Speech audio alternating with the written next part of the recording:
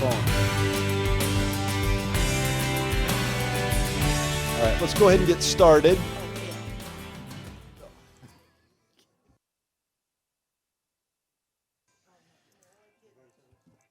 All right, let's go ahead and call the meeting to order. Could we start with the roll call, please? Mayor Bagley. Here. Council members Christensen. Here. Finley. Here. Martin. Here. Peck. Rodriguez. Here. And Waters. Here. Mayor, you have a quorum. All right, let's say the pledge. I pledge allegiance to the flag of the United States of America and to the republic for which it stands, one nation, under God, indivisible, with liberty and justice for all. All right, just a quick reminder that this can be viewed on the live stream at www.longmontcolorado.gov, as well as the Longmont Observer website. All right, do we have, all right, good. We don't have any motions. Before we start with the public invited to be heard, I do want to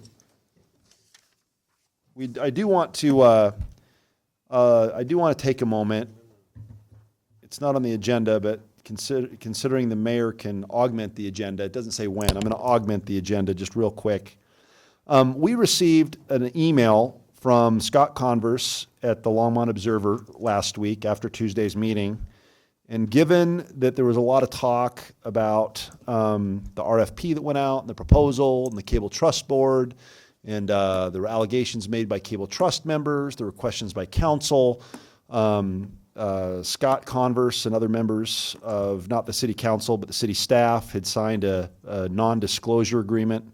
I want to publicly say I appreciate Mr. Converse for not violating that agreement, even though it was probably hard to hear all the things that were said last Tuesday. And so, but however, I want to read something. Now that this is basically Scott Converse's side of the story, and I think it's only fair after getting beat up last Tuesday that be shared also from the dais. Now that the contract is signed and the cone of silence is lifted, I would like to speak to a part of the conversation that happened on Tuesday night I personally found more than a little disturbing. I would like to state unequivocally that I did not act unethically, engage in any sort of fraud, and that I did not get a sneak peek at the Cable Trust bid as was alleged by Tim Chaffin and others. At the pre-bid meeting held by the City of Longmont in May of 2019, I told Tim Chaffin, Marshall Allen, then president, and Philip Tuff of the Cable Trust Board that the Longmont Observer had decided to bid on the RFP and that I would recuse myself from the Cable Trust RFP bid process and would immediately resign from the Cable Trust Board if the Longmont Observer won the bid. That's exactly what I did. I would suggest you check the records, and we did. The only communication with the Cable Trust Board of Directors regarding the RFP was an email sent on May 17th from Tim Chaffin, and it was titled Longmont Cable Trust City of Longmont RFP, and contained only a copy of the RFP, no bid. No discussion of the bid other than a statement that Mr. Chaffin would call an informal meeting of the board members for input and review, a meeting I was not invited to, so he did not attend. It also stated that I was at the pre-proposal meeting and that the Longmont Observer was going to bid on the RFP. So the Cable Trust Board was well aware early on that the Longmont Observer was a competitor and would be bidding on the RFP. There were no other communications with the Cable Trust Board about the RFP that I was copied on or that I am aware of. You can check this through an open records request or with city staff, who may have already looked into this, to see what was sent to the entire board by looking at the 2 city council member emails who are also on the board mailing list. And that was council members Martin and Finley. I would also like to say that Tuesday night's public implications in fraud and unethical behavior, going off of unsubstantiated and incorrect hearsay in a public forum, specifically targeting me personally, I believe was unfair, unprofessional, and harmed the ability of the Longmont Observer to deliver on its strategy for public access media for our city. So I wanted to make sure that Scott's side got an opportunity to be heard publicly. As a criminal defense attorney, a lot of times I use the analogy of oftentimes people come to the office and it's like, I was just accused of insert most heinous crime.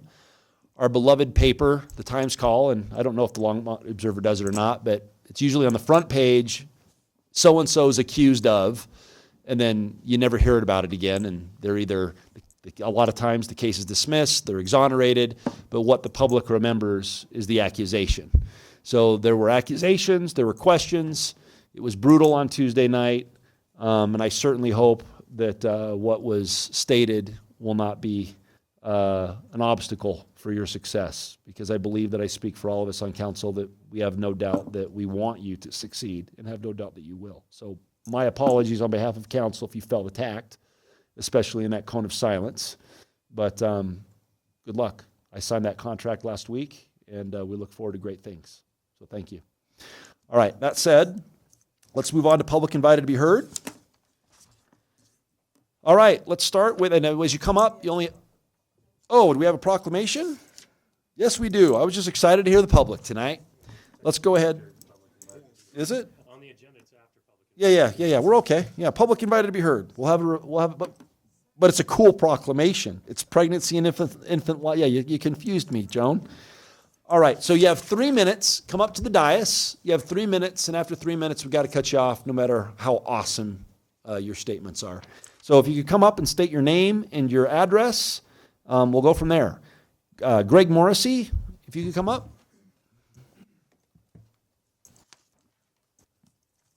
I'm Greg Morrissey, 1648 Harvard Street, Longmont, Colorado. I've come to the City Council tonight, the meeting. I appreciate all the hard work you do. I'm here to remind you and to look at, perhaps you know, perhaps you don't, about the cyber attacks that are occurring around the nation in different cities. The city of Florida, Riviera Beach, Florida, had to pay $600,000 to these hackers to get their city back. It was done with a ransomware attack. And on August 16th this year, there was 23 towns in Texas hit, all on the same day, August 16th, with ransomware attacks. I want to bring this to the City Council's attention. Perhaps you're already looking into this, you already have preparation for this, and if you're aware of some of these attacks, they're very, very sophisticated. And some of the similar attacks, a similar breach cost the city of Baltimore $18 million to repair the damages. I'm just bringing this to the city of Longmont. That's where the city I live, the city I love to live in. It's a great place to live, and if there's something you can take care of to take care of the city's software and hardware to look into, I'm just bringing that to the city's attention, if you haven't heard of it already. And if you want some more reports on that, I can arrange that too. That's it. Cool. Thank you, sir. Thank you. All right. Let's go ahead with George Wagner.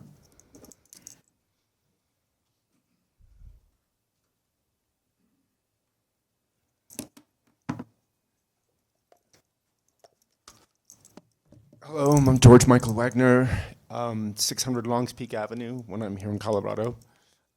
I'm here to talk to you, Mr. Mayor, and the council members.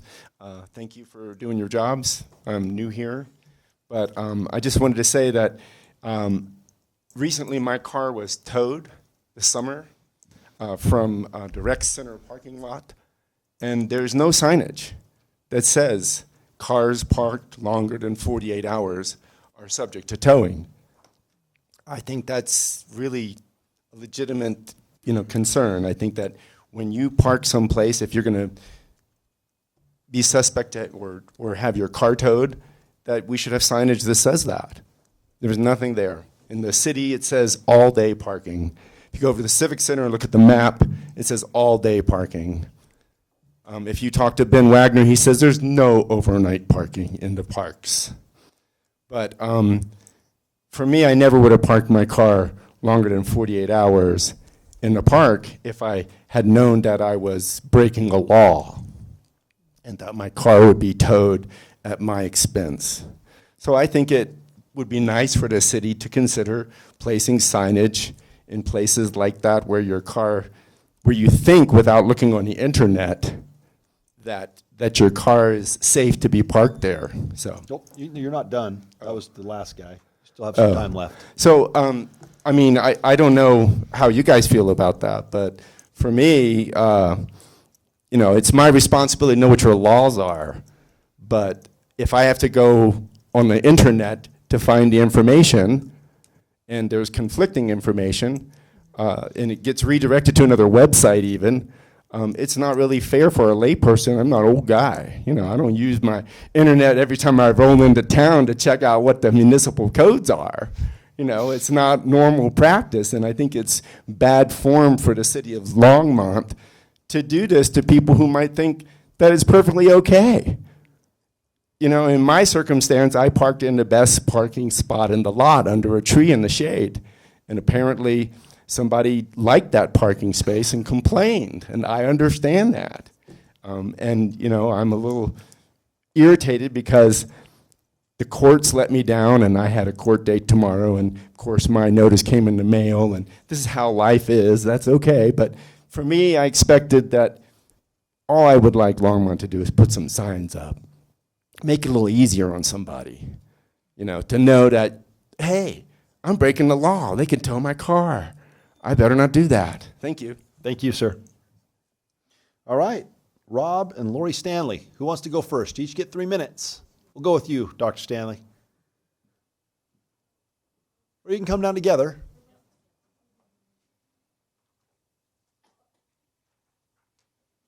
I tried to get Rob to read it because I'm too nervous, but he said he couldn't read my handwriting. Get right up in there. Can you hear me? Yeah. Okay.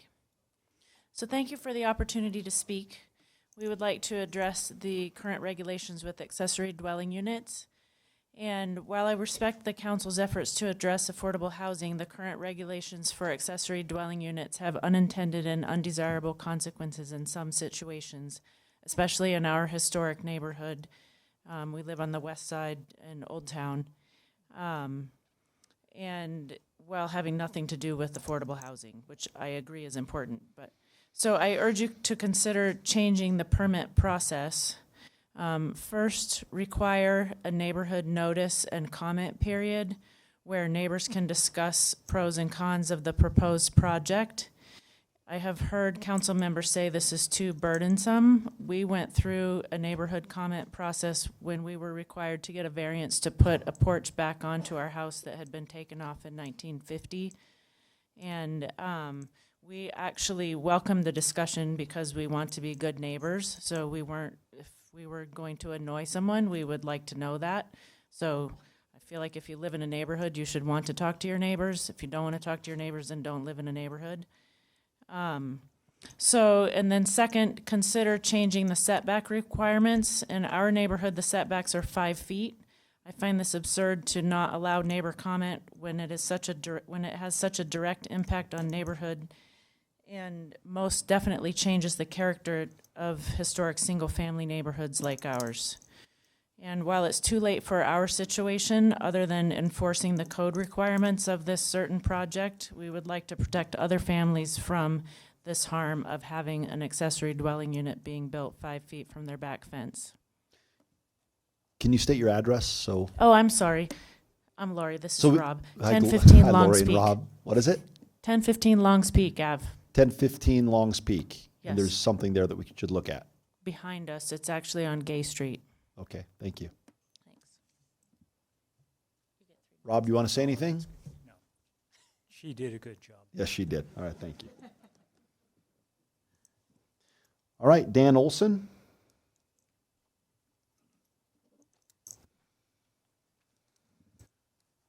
Mayor, Council, I'm here, Dan Olson, 1674 Brown Court, and this evening I'm speaking on behalf of your Parks and Rec Advisory Board. And I'll try to put this whole resolution into 3 minutes, but it's going to be tight. So the PRAB last night passed a resolution of the Longmont Park to you, Council, urging Longmont citizens to vote yes on the ballot issue, approving the sales tax increase and bonding authority to construct and operate a competitive pool and ice rink on the November 5th, 2019 coordinated election ballot.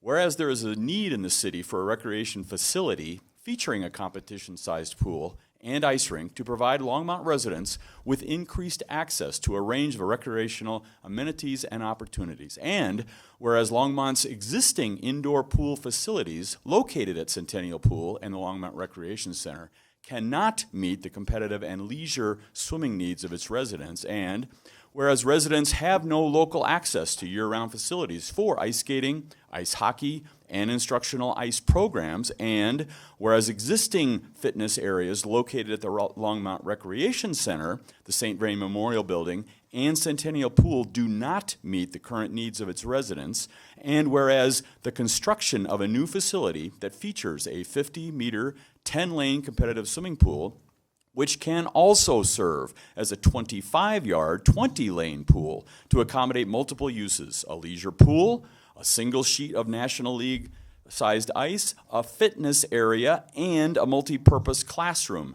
can help meet the current demands and future needs of its residents seeking and maintaining a healthy lifestyle. And whereas construction and operation of this new facility requires an additional sales tax and bonding authority, increasing the City of Longmont sales and use tax from 3.53% to 3.71%, or an increase of 1 1/800 cents on each $10 purchase, 18 cents on a $18 purchase, beginning January 2020, and increasing city debt by not more than $45 million. And whereas the majority of the tax increase, 0.15%, to be used for payment of the bonded debt to construct the facility, will sunset once the 20-year bonds are paid off. And the remaining 0.03% will be used solely for ongoing operation and maintenance of the facility. Whereas the Longmont City Council has placed this issue on the ballot for voters to decide, now therefore, the Parks and Recreation Advisory Board, the City of Longmont, Colorado, resolves, 1, for the reasons stated above, the Parks and Rec Board supports the ballot issue approving the sales tax increase and bonding authority to construct and operate a recreation facility featuring a competition-sized pool and ice rink. Section 2, the Parks and Rec Board urges Longmont citizens to fully inform themselves about the ballot issue approving the sales tax increase and bonding authority to construct and operate a recreation facility featuring this competition-sized pool and ice rink before voting. The Parks and Rec Advisory Board urges Longmont citizens to vote yes on the ballot issue approving the sales tax increase and bonding authority to construct and operate a recreation facility featuring a competition-sized pool and ice rink. And this was passed and adopted yesterday, last night. I will email you a copy so we don't have to do all that, okay? All right. Thank you, Mr. Thanks so Olson. much. All right. Mr. Benston. Oh, no, the other Mr. Benston. Okay.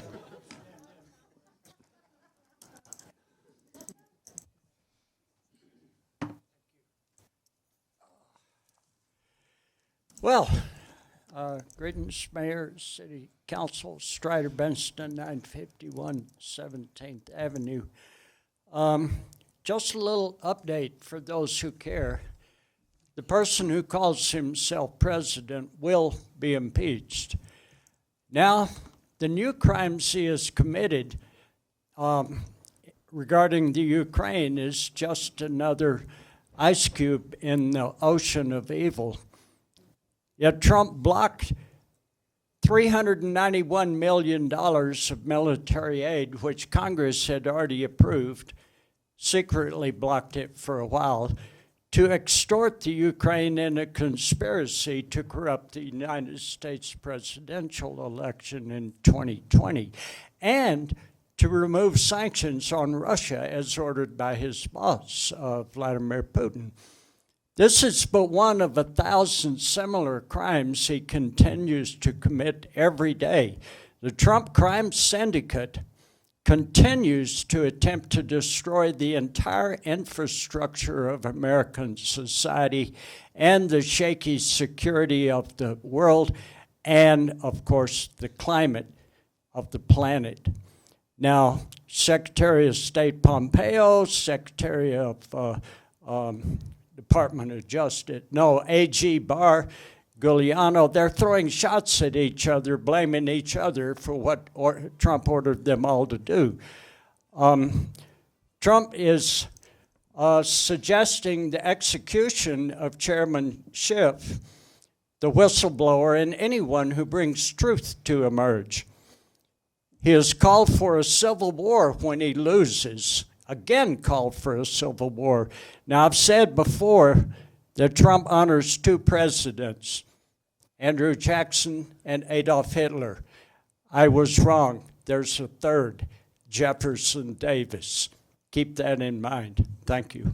Thank you, Mr. Benston. Mike Banos?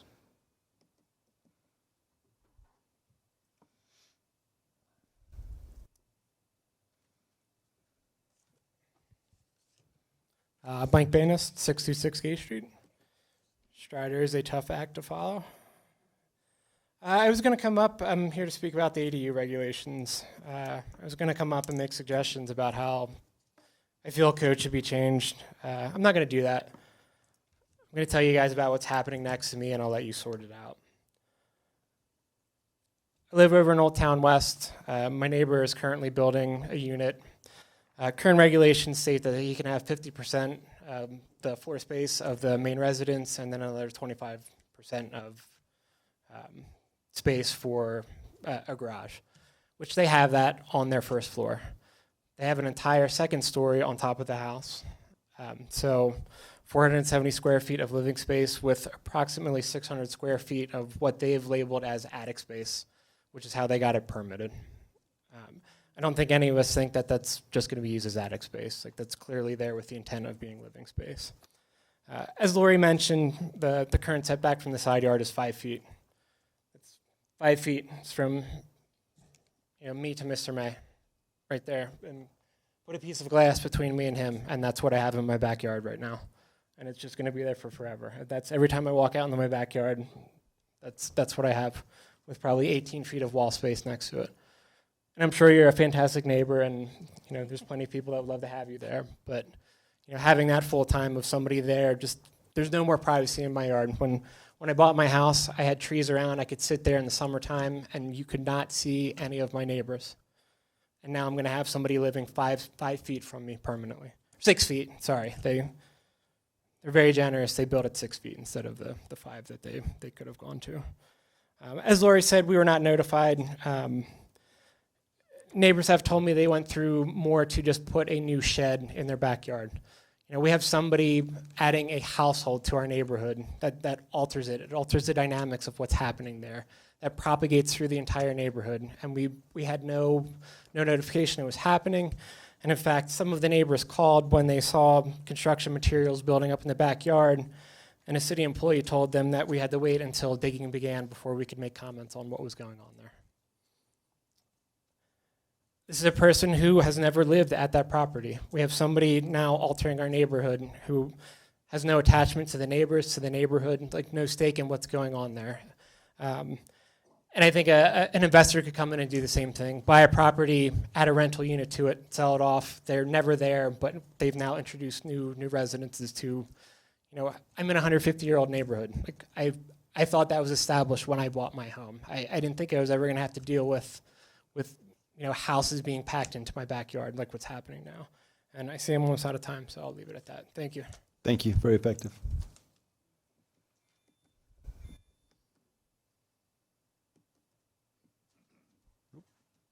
All right. That concludes our public invited to be heard.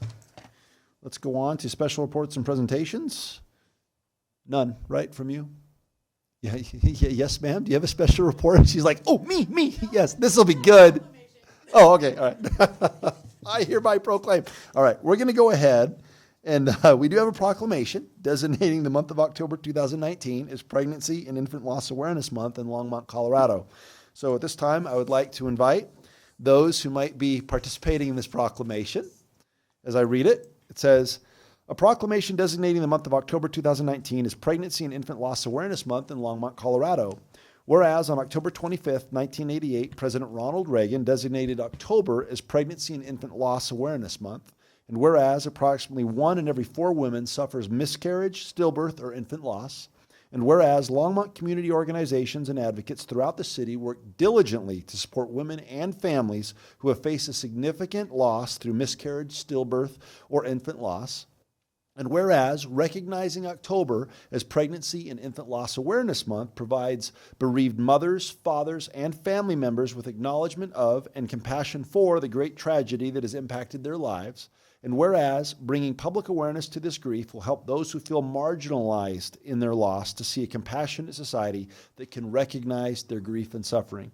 Now, therefore, I, Brian J. Bagley, Mayor, by virtue of the authority vested in me in the City Council of the City of Longmont, do hereby proclaim October 2019 as Pregnancy and Infant Loss Awareness Month in Longmont, and I invite all citizens in the community to support those who have been affected by pregnancy and infant loss. Signed, the Mayor. So, do you have something to add before we drag you up here to take a picture? Yes, sure. Thank you. Thank you, Mayor Brian Bagley and Longmont City Council members for proclaiming October as Pregnancy and Infant Loss Awareness Month. For a little context here, my daughter, Evelyn Claire Elder, died at 3 months and 22 days old in August of 2014 from sudden unexplained infant death syndrome. Since then, community has taken on many forms for me, from their first responders to longtime friends, to the new friends met through this journey, and the support of many members of the Longmont and surrounding community.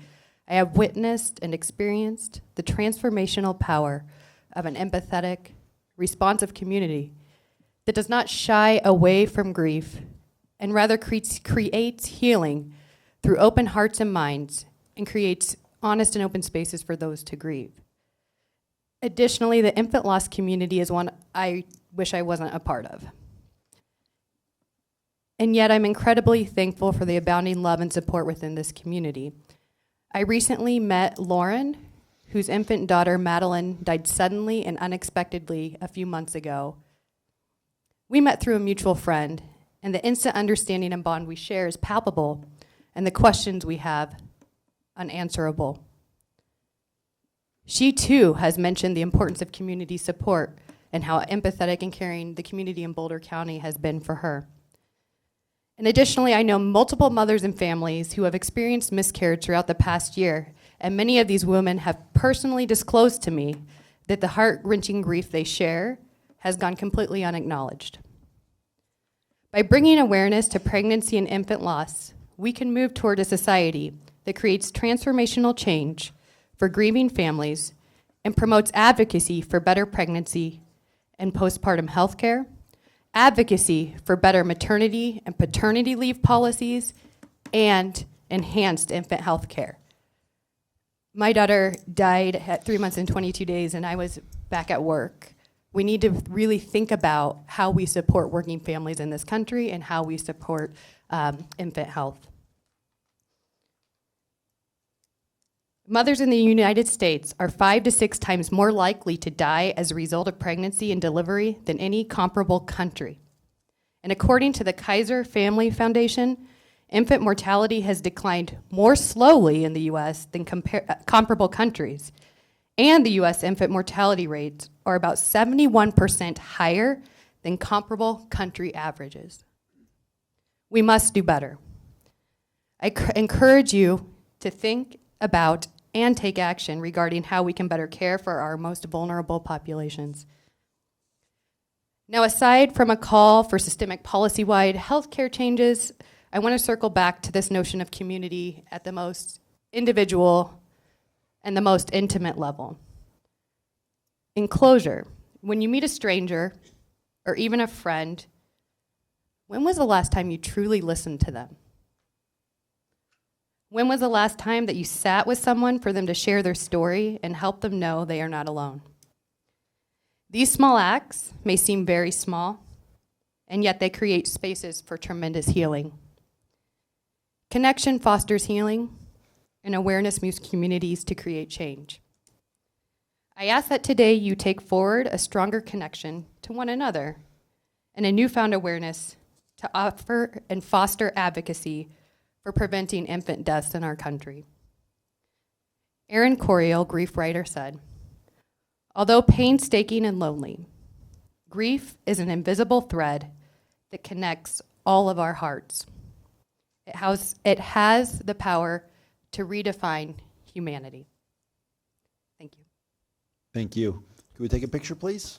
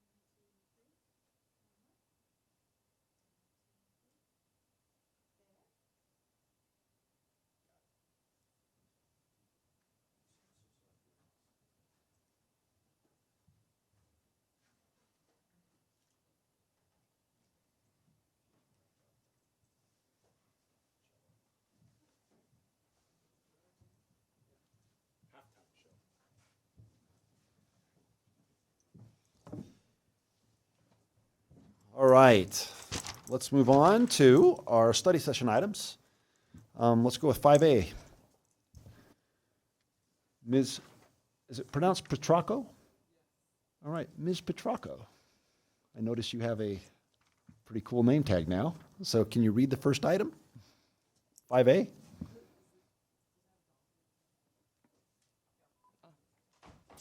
It's 2020 budget final direction and public hearing. Good evening, Mayor and City Council. Therese Malloy, Budget Manager. And so this evening is our final presentation on our 2020 budget. I do have a couple of items that I wanted to just briefly discuss with you. We then need to hold our second public hearing that was advertised for this evening. And then we will need final direction from you all in order for us to finalize our ordinances that for our 2020 budget, our capital improvement program, the resolutions for the pay plan, and the resolution for the financial policies. So to start, the two items that I wanted to discuss briefly with you this evening are the additional general fund property tax as well as the additional marijuana tax.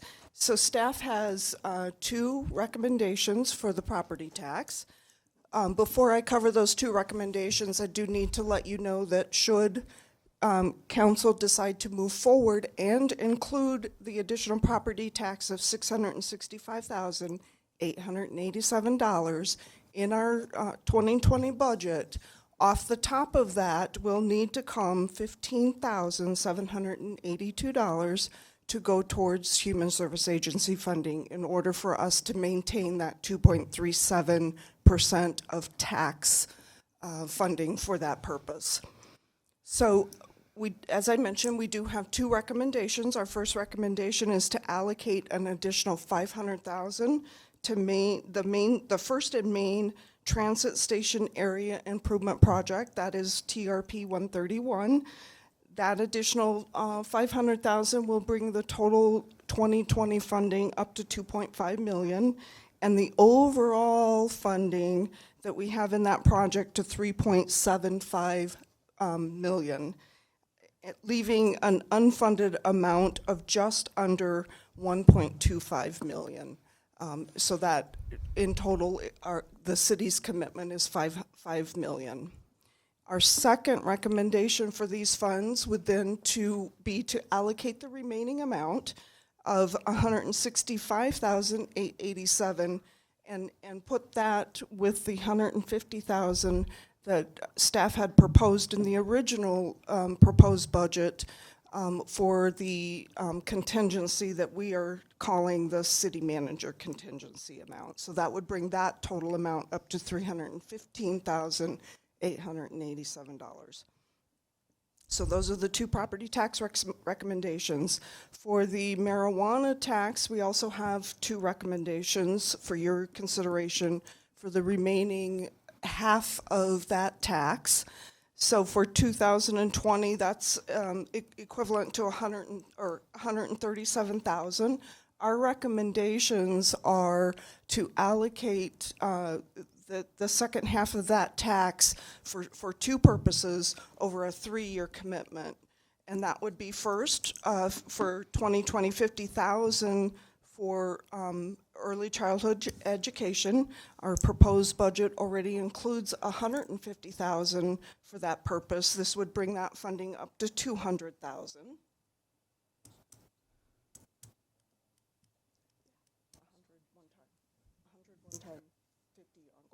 So total funding for that would be $200,000 if you were to move forward with this recommendation.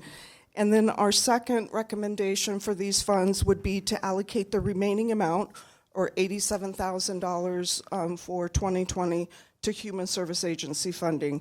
That will give us some flexibility that could be used to fund the additional 5 housing vouchers.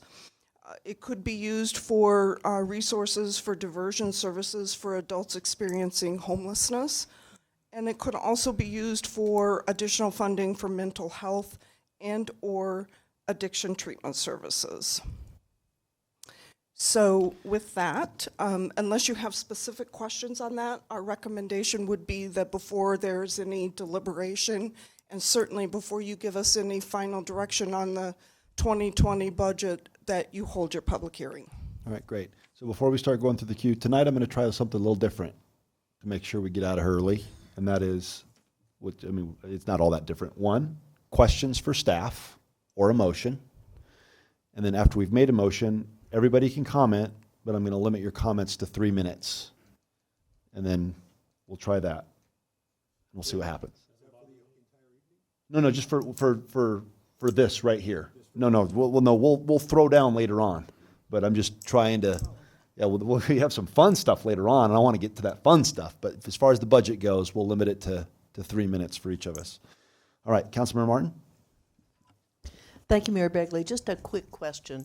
So in all of that, the money that is not allocated to a specific project that is either in the general fund or in the city manager's contingency fund is how much total?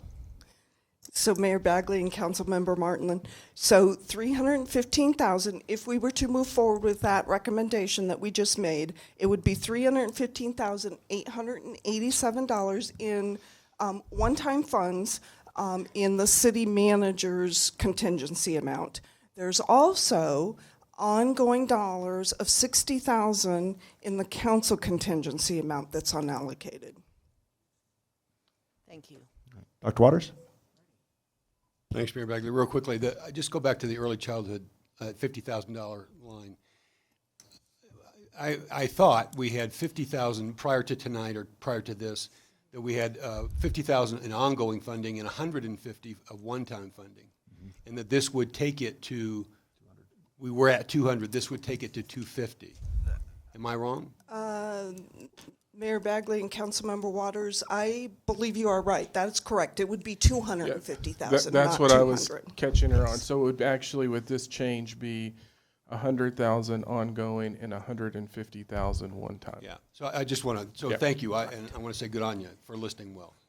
And I guess if I may, just to further clarify, since staff's recommendation is for this would be a 3-year commitment, it would be $100,000 ongoing for 3 years, $50,000 ongoing permanently.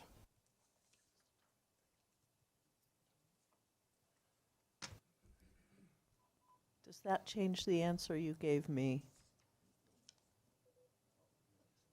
No, I don't think so. All right, Mayor Pro Tem? All right. I actually move that we direct staff to use the general fund property tax for the specific purposes of $500,000 for the First and Main Improvement Project, as well as the $165,887 to be included with $150,000 and put into the city manager's contingency fund. All right, let's vote. Oh, not yet. No, this is just No, direction, this is then just we'll have to go to direction, yeah. hearing. We'll get there. Yeah, just chopping it up. Yeah.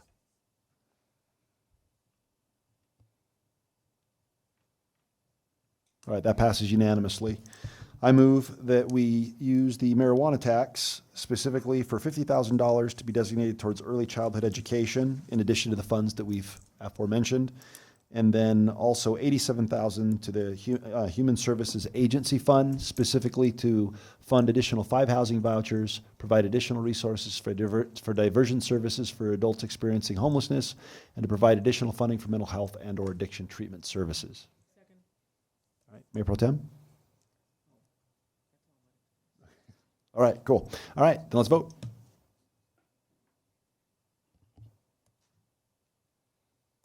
All right, that also passes unanimously. All right, cool.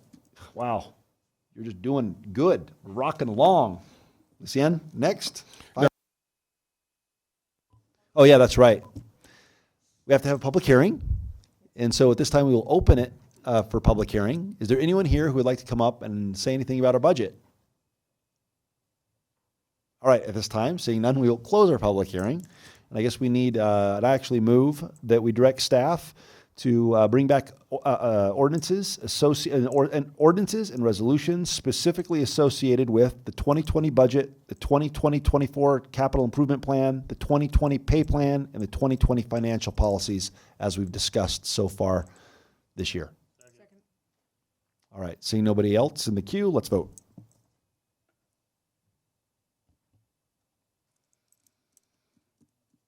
All right, that passes unanimously. Now, Lucienne? Oh, sorry.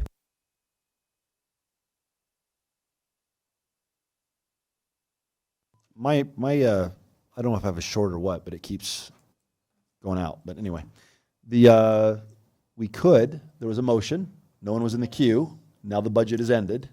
And so now any comments would be out of order because we actually have nothing on the agenda to talk about other than the next one. Sorry. Well, I'm sorry. All right, 5B. 5B is discussion of the regulations governing accessory dwelling units. Okay.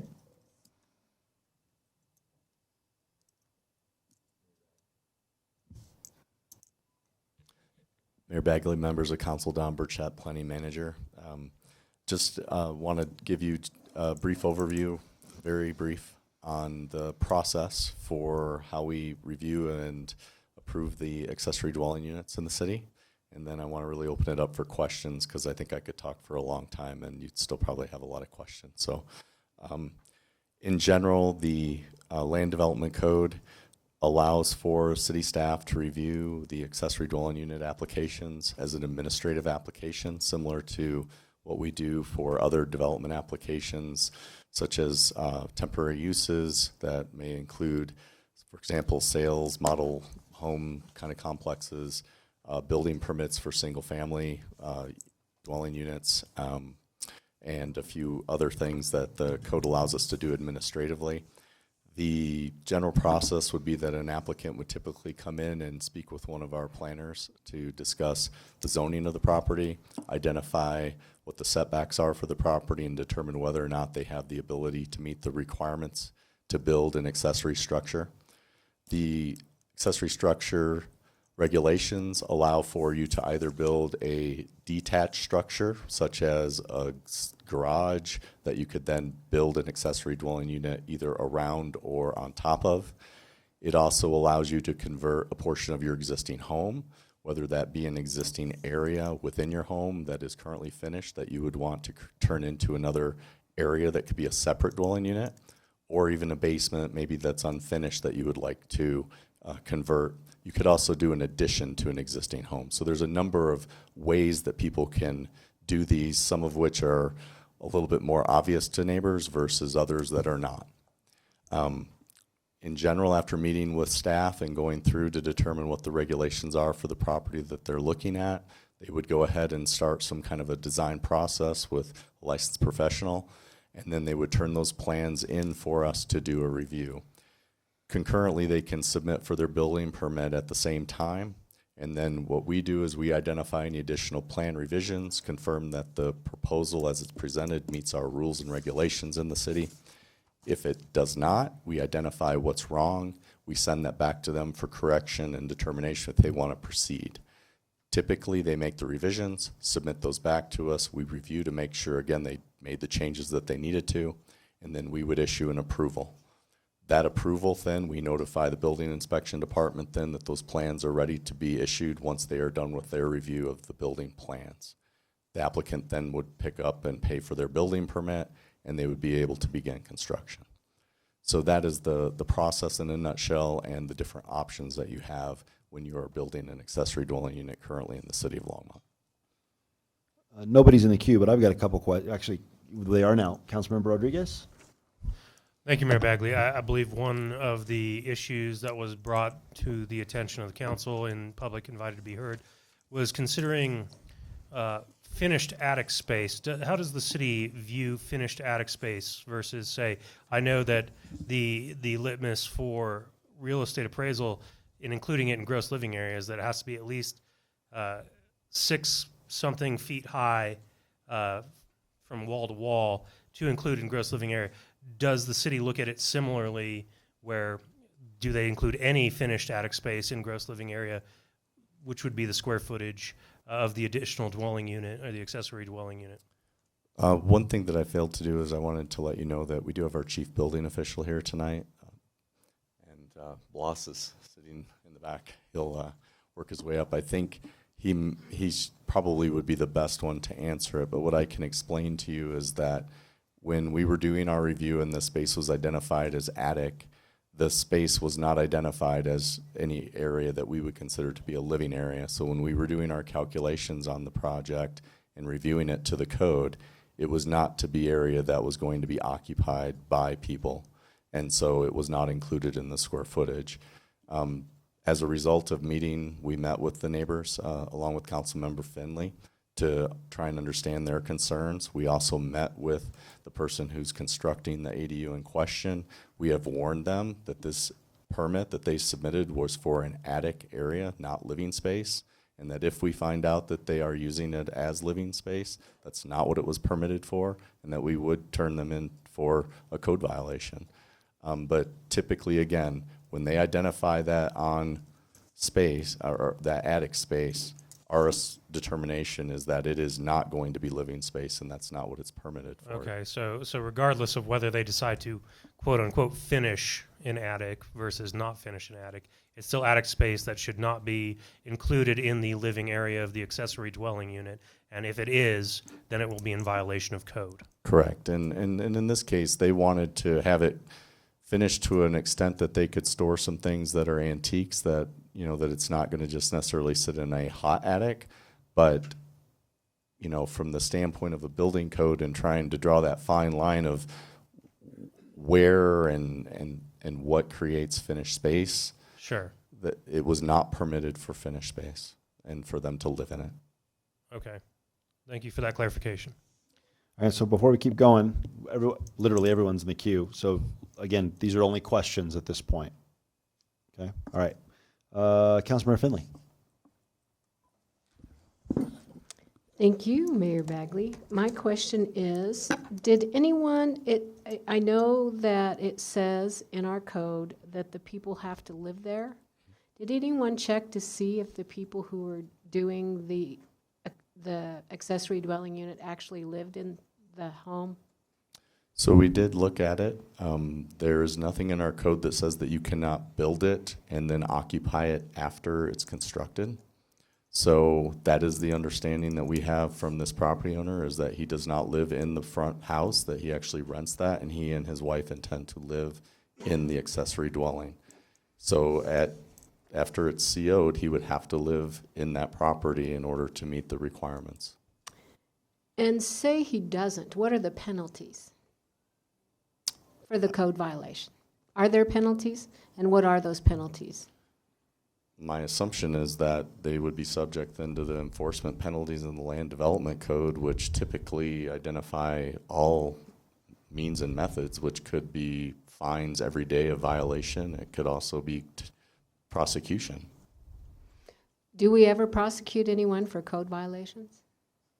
The city attorney would have to answer that. Mr. May. Mayor and Council, Eugene May, City Attorney. I don't know offhand. I can certainly look into that. I think maybe part of the concern that the neighbors have is that they have to be the police, and even if they are the police, that if a code violation occurs, that not much happens, and that they've been out of the process. But I don't have any more questions. I will probably have a motion later after everyone talks. Okay. All right, Councilmember Peck. Thank you, Mayor Bagley. Under B, number and size of accessory units, it says the accessory, I can't say that word, dwelling units located in detached structures shall not exceed the height of the principal dwelling unit. So if somebody has a detached garage and they are going to put an ADU on top of that, that's going to be taller than the principal house. It could be. More than likely it will be. how do they get around this? Because that really does affect the neighbors. So this quite a bit. The plans that we reviewed showed that the Not this particular one, I'm talking in general. Then the way they would get around it, to use your words, is that they would request a variance, and then we could not do that through an administrative process. That would require going to the Board of Adjustment.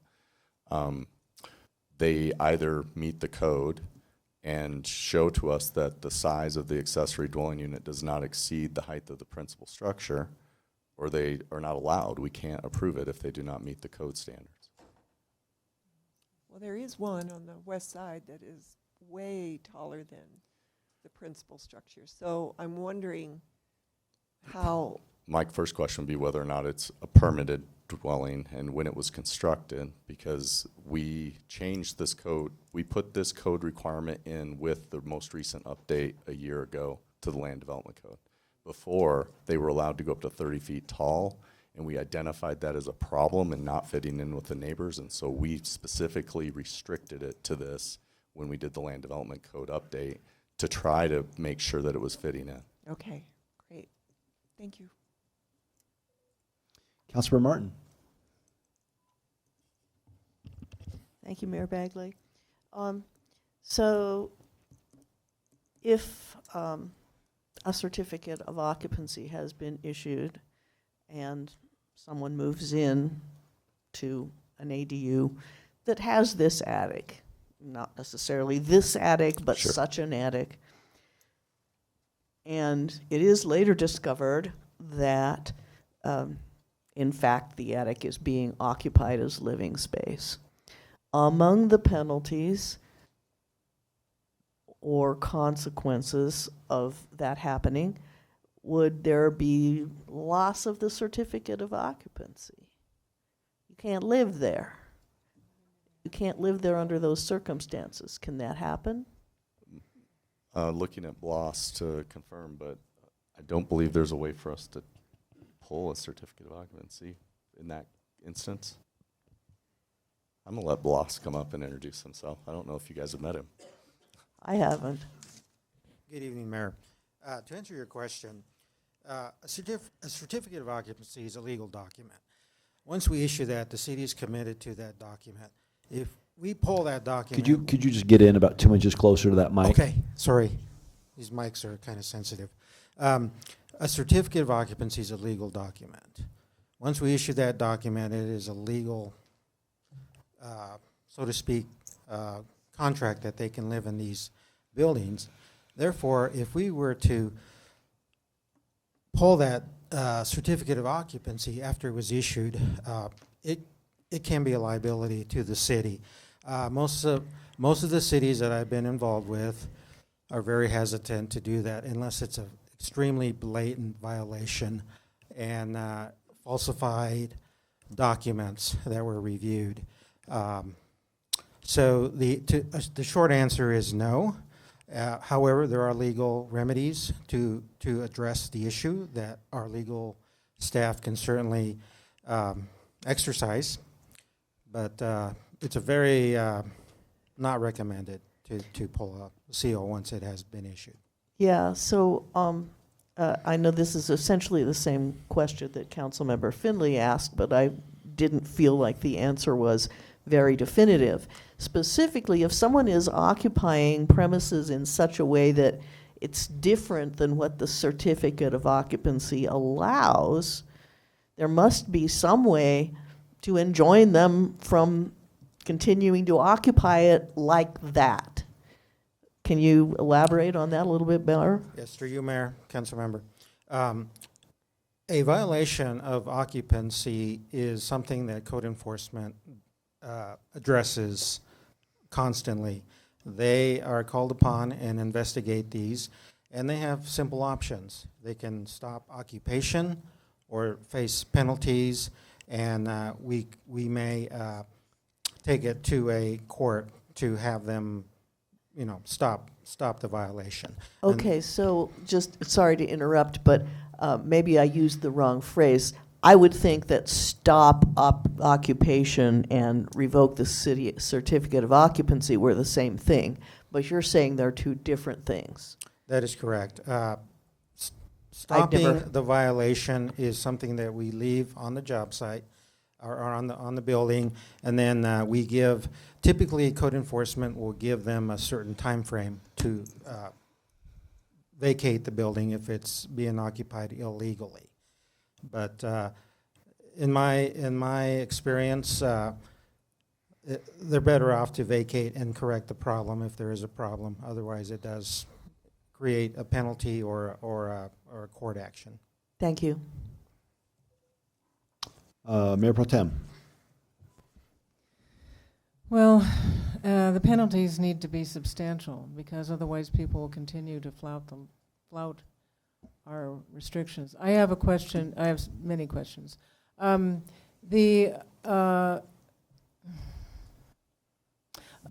is from what I've read, there's a difference between if you build an attached garage or a detached garage. If you build an attached garage, which can just consist of 2 square feet of wall going up to put 2 doors between a building, then you can build a higher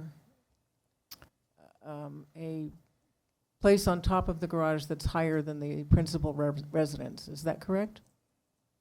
If you are adding on to the home, the principal home, yeah, it's going to look like the principal home. So obviously, it's going to it can be as high as the principal home.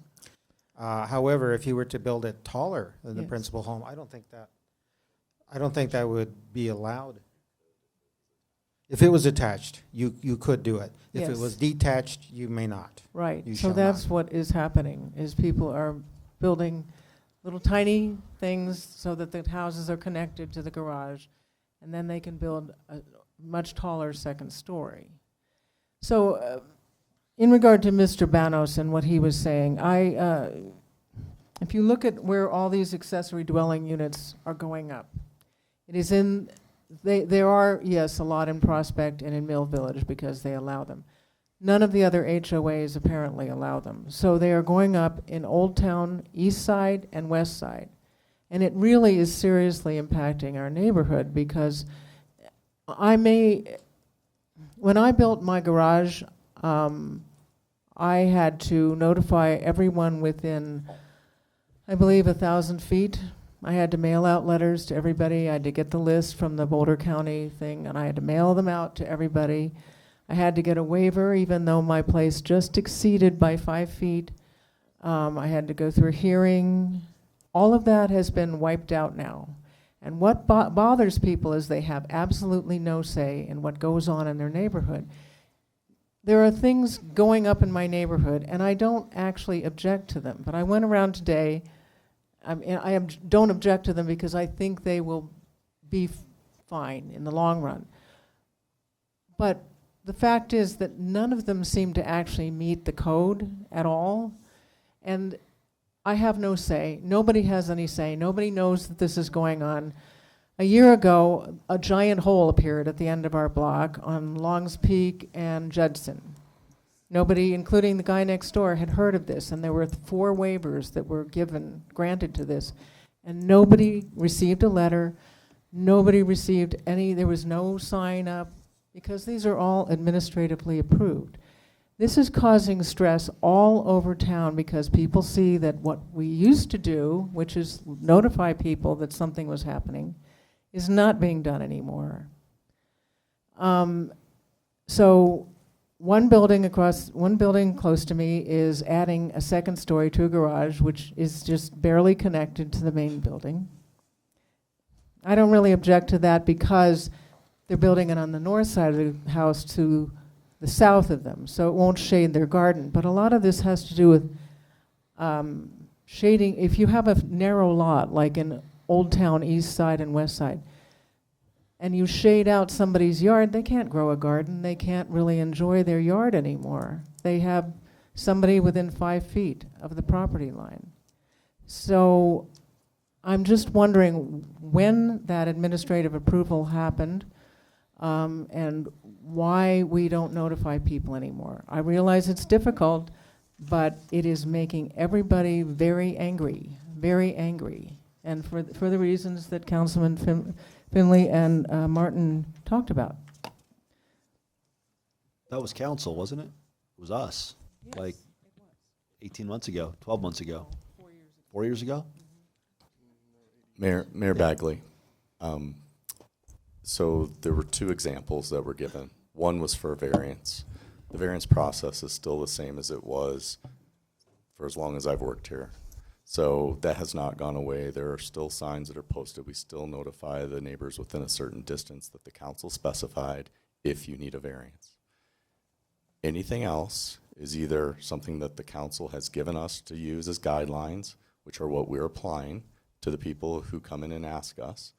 And if council wants to change those, you just need to let us know how you'd like us to change those, and then we can talk to you about prioritizing our workload to figure out how we can bring those back for you to consider for adoption. So it's pretty simple. I'm here to answer your questions, and if you want to give us direction, then tell me what you would like us to do. All right, so I've got a couple questions. So is there anything in the current statute that requires, considering that we have historic buildings, that we cannot change the facade? You know, we have several on the historic east and west side. So assuming that that's important, is there anything in the current statute that requires a preservation of the historic neighborhood as these ADUs are being built to preserve the historic character? And in the newer neighborhoods, just the character in general of the neighborhood. I'm going to let Brian Schumacher speak to the historic question, but there is a general design standard of that they have to be compatible. The problem that we find with the compatible standard is that what you and I may find compatible may not be what 3 other people on the city council find as compatible. So compatibility is a tough determination for anyone to make. And we do our best, and we try to identify what is the property that they're adding it onto, and how are they trying to make it look like the building that is there, or in some cases, maybe be a better looking building than the existing house is, but still fits in with what the neighborhood character is. Next question. I found it curious that how we were defining occupancy or not. I guess my question is, why would it matter? If you build something that's fit to be occupied, why would it matter if it's actually occupied or not?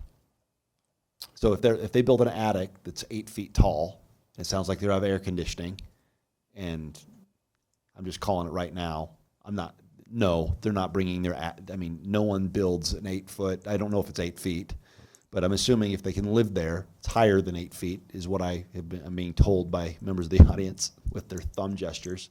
So if it's higher than 8 feet ceilings and it's air conditioned and it's capable of being occupied, my question is, why are we not counting that as occupied?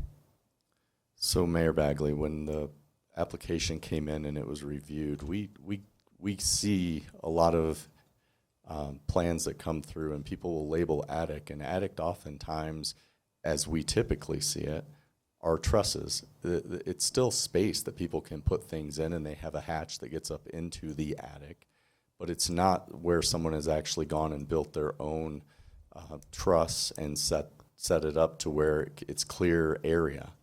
And so we didn't have them define that of what the attic was going to look like, how they were going to construct it through our plan review, because we're trying to determine what they gave us as area that was livable on their plans, and what they defined as the living area did not include that attic space. So we took them at their word that it was going to be attic. Total height of the project, was that listed? The total height, and the total height from what the documents that we saw and compared to the house said that it would be no taller than the existing house. And is that currently the way it is? I have not gone out and specifically measured it, so I can't tell you that what was shown on the plans is what's actually happened. All right. So, okay, because I do recall we had an issue with a woman who built a porch without a permit, and we made her take it down. And so my question is, are these folks following code based on the permit that was pulled? I would have to let Bloss answer what the inspections for a permit My entail. question is, are they following what they committed to do? Harold? So they have to follow what they've committed to do. Right. If they don't, then we take the appropriate action. And to answer Councilmember Finley's question, generally in most cases we come in and in most cases when we notify people of problems, they actually come in compliance. The cases where they don't, we use every remedy at our disposal to ensure that we have compliance in that case. And so at the end of the day, we did have an issue with the porch where we said, I think they came in for a screened-in porch and it turned in being a room, and if it's the same one we're thinking Yep. about, and we said, can't do this, you need to go back to what your plans were designed for. And so we have had those conversations with folks. I think we've had another case where Joni just told me we had 2 ADUs that came in that weren't in compliance, and they're having to come into compliance. Okay. So I don't know if that answers your question, but as the inspection is occurring, the inspectors will say whether or not it's in compliance, and then we have to take the appropriate action to do that. What would we, thank you. And then what would we need, so how, oftentimes we set policy, and then actually all the time we set policy, and then staff, drafts an ordinance. What does the ordinance, where is the flaw in the ordinance? Not drafting, just hindsight's 2020. What happened to allow someone to build 5 feet away from an existing structure? So Mayor, that's a great question. So during the process of updating the land development code, we sat down and had meetings with various departments within the city to talk about common problems that they were seeing with our old code. One of the things that the building inspection department identified was that they were processing a lot of variance applications for development and any changes that were occurring in the historic Old Town based on our old setback requirement, which was a ratio that was 1 foot of setback for every 2.5 feet of building height. So it kind of created a isosceles triangle that kind of went back and pushed a building back based on how tall it got, okay? In Old Town, and for those of you that live in Old Town, many of the structures could not and did not meet that setback. So we had a lot of non-conforming structures that in order for anybody to do any kind of addition, remodeling that it expanded, or anything to that existing home was a non-conforming structure and was restricted in its ability to do any additional changes to it without going through a variance process. So one of the things that we were seeing that was being approved by the Planning Commission when we were going through and doing planned unit developments in the city was that the Planning and Zoning Commission was approving 5-foot setbacks typical for all new developments. So new developments that were zoned PUD were requesting 5-foot setbacks, getting it, and building brand new developments with 5-foot setbacks.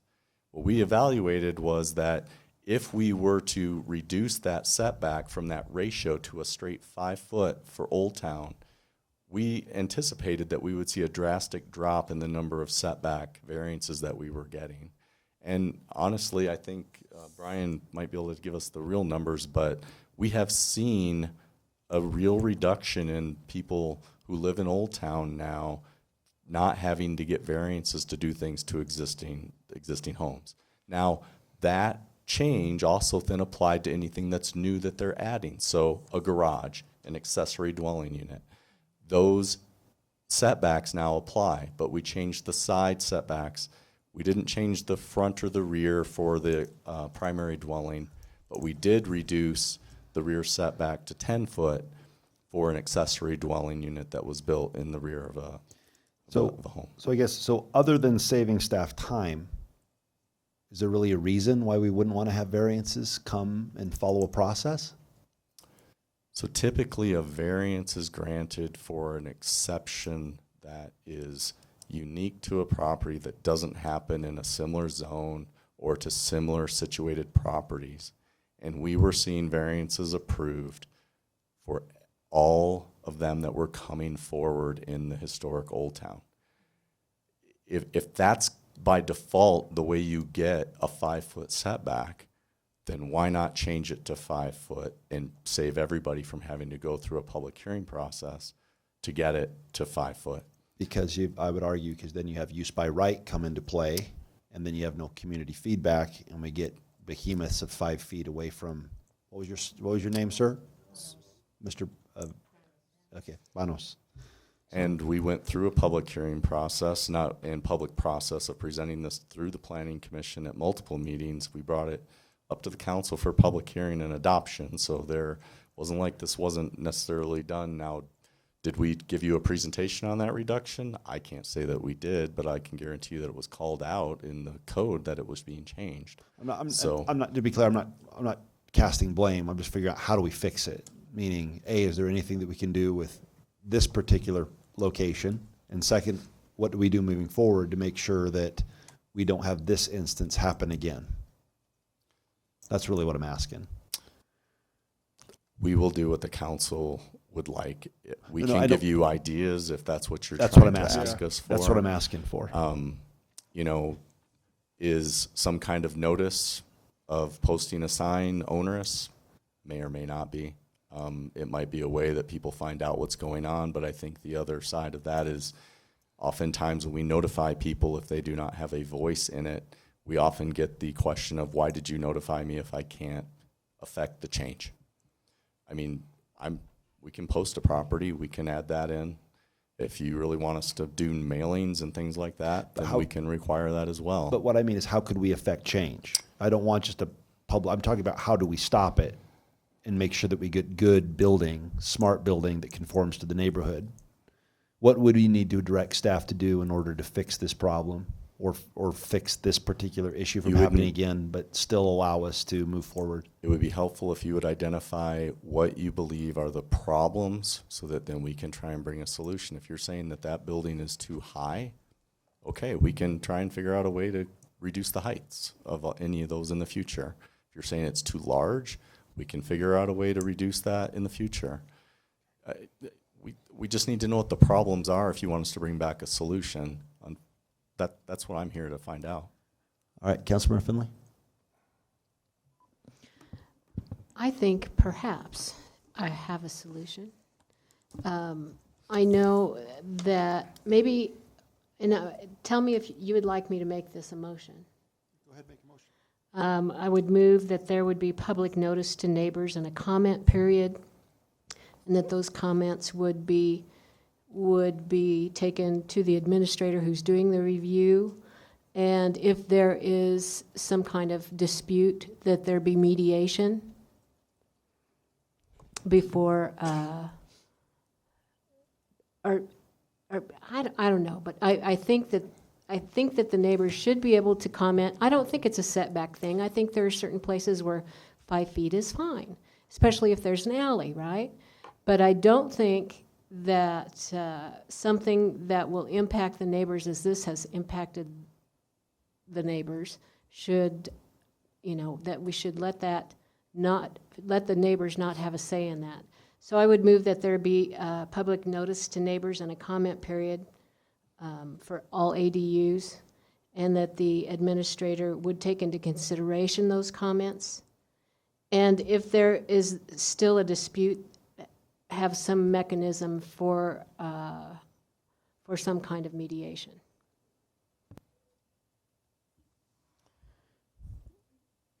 Digesting. Councilmember Martin.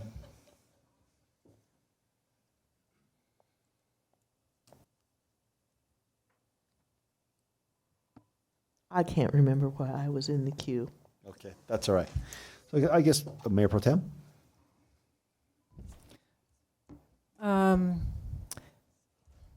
I'm wondering if you'd be open to a sort of a friendly amendment. There's nothing on. There's no motion. There's no second. Oh, okay. Well, I could second it and then ask you, could I do that? Well, although yeah, do a new motion. Oh, all right. Okay. I do think notification, I do think that the fact that people don't know is the main problem. I do think that our building codes are really good. I mean, I looked at that arbitrary, well, let me make the motion. I would move that we make the, that we have the builder or the owner notify all neighbors within a block, whatever city block that is, or we can designate feet, that there is going to be a building and that they can view, they can go see the plans if they want to. I don't think we need to, and that they are able to make comments. I would like the person building it to be able to see those comments, because often if they hadn't thought about it, they could change their plan a little bit and make everybody happy. If it just goes to the administrator and then the administrator says, oh, well, you can't do this and there's that's an onerous burden on the person who's trying to build something too. And there are, I think all of us have experienced the fact that on every single block in this town, there is somebody who objects to something just for the sake of objecting. So you can't take all of it. Some of it you have to take with a grain of salt. But I do think notification is essential. So I would move that we have anybody who's building an ADU or, well, anything, notify the neighbors, just so they know, by letter. And they used to be responsible for that. That saves the city money and time. I would like to see that happen. All right, the chair will repeat the motion. The motion was Okay, that the motion is that notice of one block in all directions be provided to the neighbors by writing and posting. Yes, that's good. Councilmember Peck.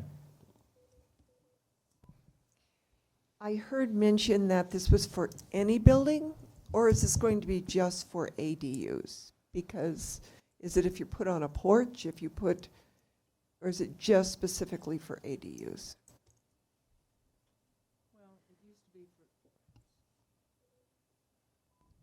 It used to be for garages, for anything that you're building that's new, and any kind of substantial building. Do you want to say what you're thinking? I just saw your eyebrows go up and your lips mumble. So go ahead. The chair would ask that you just state whatever you were thinking without swear words. Thank you, Mayor Bagley. If it's possible. Without swear words. If you can do, you can do swear words. It's okay. Okay. Harold says I can't. What I would ask you to think about is, so if we make it for any building, then that would also include sheds and other kinds of construction. So that could become very unwieldy for us. If we keep it to accessory dwelling units, that appears to be one of the problems that we've heard of tonight. And we still require notice by code for anybody who's getting any variances. So we still have those notice requirements for variances. So the chair is going to restate the motion. It's that anytime an ADU is going to be added to a property anywhere in the city, that a notice of one block in all directions be provided by mail, as well as noticed on the property.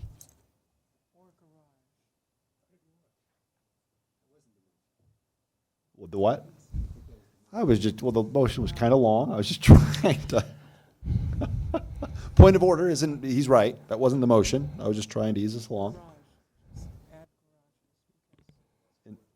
The what? All right. So the motion hasn't been seconded. So let's go ahead, Dr. Waters. Yeah, I'm not going to make a motion, but I'm going to say a couple things and suggest that we get something back from staff. I'm not the only one who stood in the backyard of the Stanleys and looked at what they're looking at. And however that happened, we have a problem, because that should not exist. So you were trying to get to what's the solution. Don was asking for direction. This is one of those times where I've heard you say, we're not the experts on this. This is not a time for us to give direction, other than bring us back some options. We ought not to let this go, because that ought not to happen to anybody else. But I don't think, given the conversation we're having right now, we have a clue how to fix it. Right? So my suggestion is the direction to staff. The motion is my motion would be we direct staff to bring back some options. Whether it's an ordinance, I don't care. Let's fix whatever we need to fix so this doesn't happen again. Second. All right, Councilmember Martin? That sounds like a good idea, but I have a procedural question about how we got this far along. Because I'm counting the council meetings where we have heard from these neighbors about the height of this building. And I would like to ask when someone who could actually make a determination, as opposed to members of council, because it sounds like at least 2 of us have gone and looked at it, maybe three, yeah. What was the plan? I mean, do you wait until it's all ready for inspection and then say that it's not compliant so that they have to tear down a whole story? I mean, after we heard from it, why would we not go and look at it while it was still being framed and say, you are 4 feet higher than the permit allowed on this second story? Why would this not have happened? Mayor Bagley, Councilmember Martin, when I received the phone call, and I can't remember the date, I could probably find it. I was made aware of it. I went through and started looking at what we had approved from the planning department side. I went over and got the plans from building inspection to review to confirm that they were the same. During the review of that, that's when I identified that the attic space was shown not as trusses, but actually as a clear space. Okay, that came as a response from the neighbors raising the question, and so that's when. Then I worked with Bloss. I had a meeting with Harold and with Eugene to talk about this issue. We then scheduled a meeting with Councilmember Finley, who also brought this up to our attention, and with the neighbors to talk to them. We went out to the site. We visited the site. We met with the builder and explained kind of the concerns and the challenges that he's going to be facing. And if we find out during the construction process that there's something that's being done that's not per code, as Harold described, then we're going to ask them to fix it. Whether that's tomorrow that we find out about it, or if it's at the end when we identify it at the C of O, but hopefully we're identifying it early in the process so it can be fixed. So first clarify for me the difference between trusses and clear space. Does that mean if it's trusses, there's no floor and you've got to walk on beams, or does it mean it's... No, ma'am. So, Mayor Bagley, Councilmember Martin, trusses would be the roof structure that is usually put together at an assembly plant, and they typically, when they're driving down the highway in the back of a semi, you'll have your triangle, and then they'll have a bunch of W's that are inside that provide the structural support for the roof and anything else that's going to sit on that area. So you wouldn't be able to walk down it. Correct. They still can be very tall. And in my house, my attic space is very, very high, and I actually have an area that I have put in some planking so that I can actually store some of my Christmas stuff in it. But it's not meant for me to be in the area. I'm going to cut off the conversation, only because we've got a motion on the floor specifically. And even though it's a great question, I want to make sure that we're pushing through with our agenda. And the agenda is right now that we've got a motion on the floor that says we're asking staff to bring us back some solutions. So you as the expert and us as the policy deciders can, take some action. I want to answer one question if I can. That's pretty important. when plans come in, we evaluate those to find out whether or not they're in compliance with the code. And in this case, they can't be taller than the primary structure. Right. There's not a violation that occurs until that's completed, and then you evaluate whether or not it's taller than that primary structure. And if it is, they've got to fix it. And so the case that the mayor was talking about, where they said, here's our plans, and we said, okay, and then we went to inspect it, and it was something completely different, they had to correct it. All right, I'm going even to if cut you that off. is- Let's talk offline. Yep. Because I'm not kidding. We are going to move forward with this agenda. We can talk about our movies or whatever, but we are moving forward with this agenda. All right, there's a motion on the floor. Anyone will be found to be out of order unless you are talking about this motion. Mayor Pro Tem. I would like the motion to include, one of the things, to include notification. Okay, let's go ahead and vote on the motion. Nobody else is in the queue. And then make another motion to include that. All right, so let's go ahead and vote.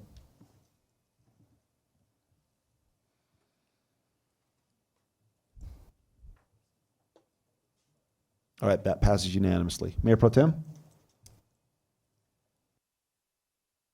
I would like the options that you're bringing forward to include examples of how we could effectively notify people. Thank you. Second. Councilmember Finley, do you have a comment based on that motion? Okay, Councilmember Finley. Thank you, Mayor Bagley. I would also like to see those options include stiff penalties, or at least let us know what those penalties are so that we can see if we need to make them stricter. All right, so the motion, the person making the motion has accepted the friendly amendment. And so the motion is that whatever you bring back, please include notice as well as penalties for violations. Let's vote.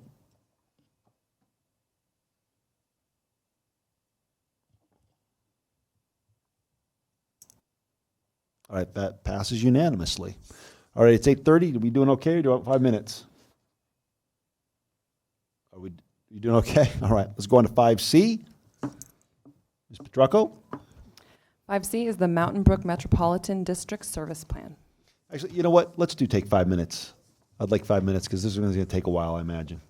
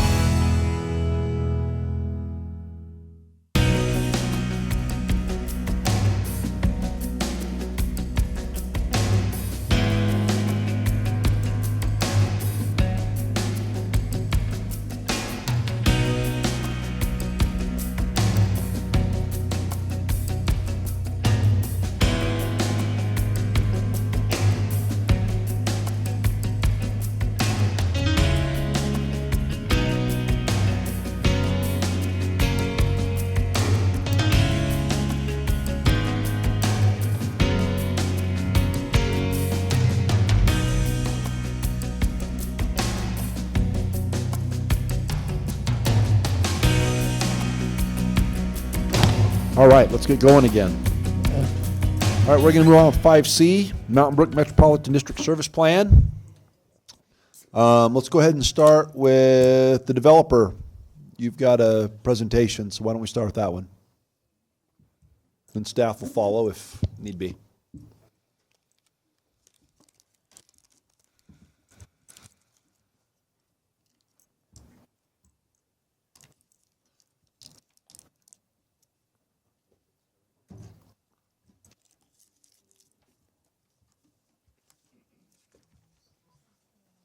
Mayor, council members, my name is Don Henson, 700 Ken Pratt Boulevard, Mountain Brook Partners. Kevin will be in the presentation momentarily when we get to the Metro District, but as we start, it would be helpful for just a quick review to remind everybody where we are and what we're trying to accomplish here. Mountain Brook is a highly amenitized master plan community providing housing for a diverse population, with a special emphasis on creating a high quality of life at a price that is attainable for the workforce homeowner. And just as a quick overview, there are 459 single-family homes, townhomes, and condos, as well as the Veterans Village. This is a blow up here. We're cooperating with Habitat with Humanity as well as Veterans Community Project to help our homeless veterans and some of our less fortunate residents here in Longmont. The project itself, just a quick review of the elements envisioned: the picnic tables and play structures, parks and open space, greenways. And speaking of greenways, this is the greenway plan. As you can see, the city's master plan has not one but two greenways intersecting in the property, and this will all tie together with the Metro District soon enough. The Fordham Greenway and the Niwot Greenway, they intersect. And if you look at the open space we provided, the only thing missing is a nice amenity center, which we plan to have in this area, so it ties it all together and it's integrated. And this is a blow up of the amenity center. Obviously, we have the free play area. We have the rec center, and obviously the pool, complete with the splash ground and the kids in the water. But before we can do that, before we can provide the workforce housing, before we can provide housing for the homeless, before we can provide this great quality of life, we have a lot of infrastructure to build.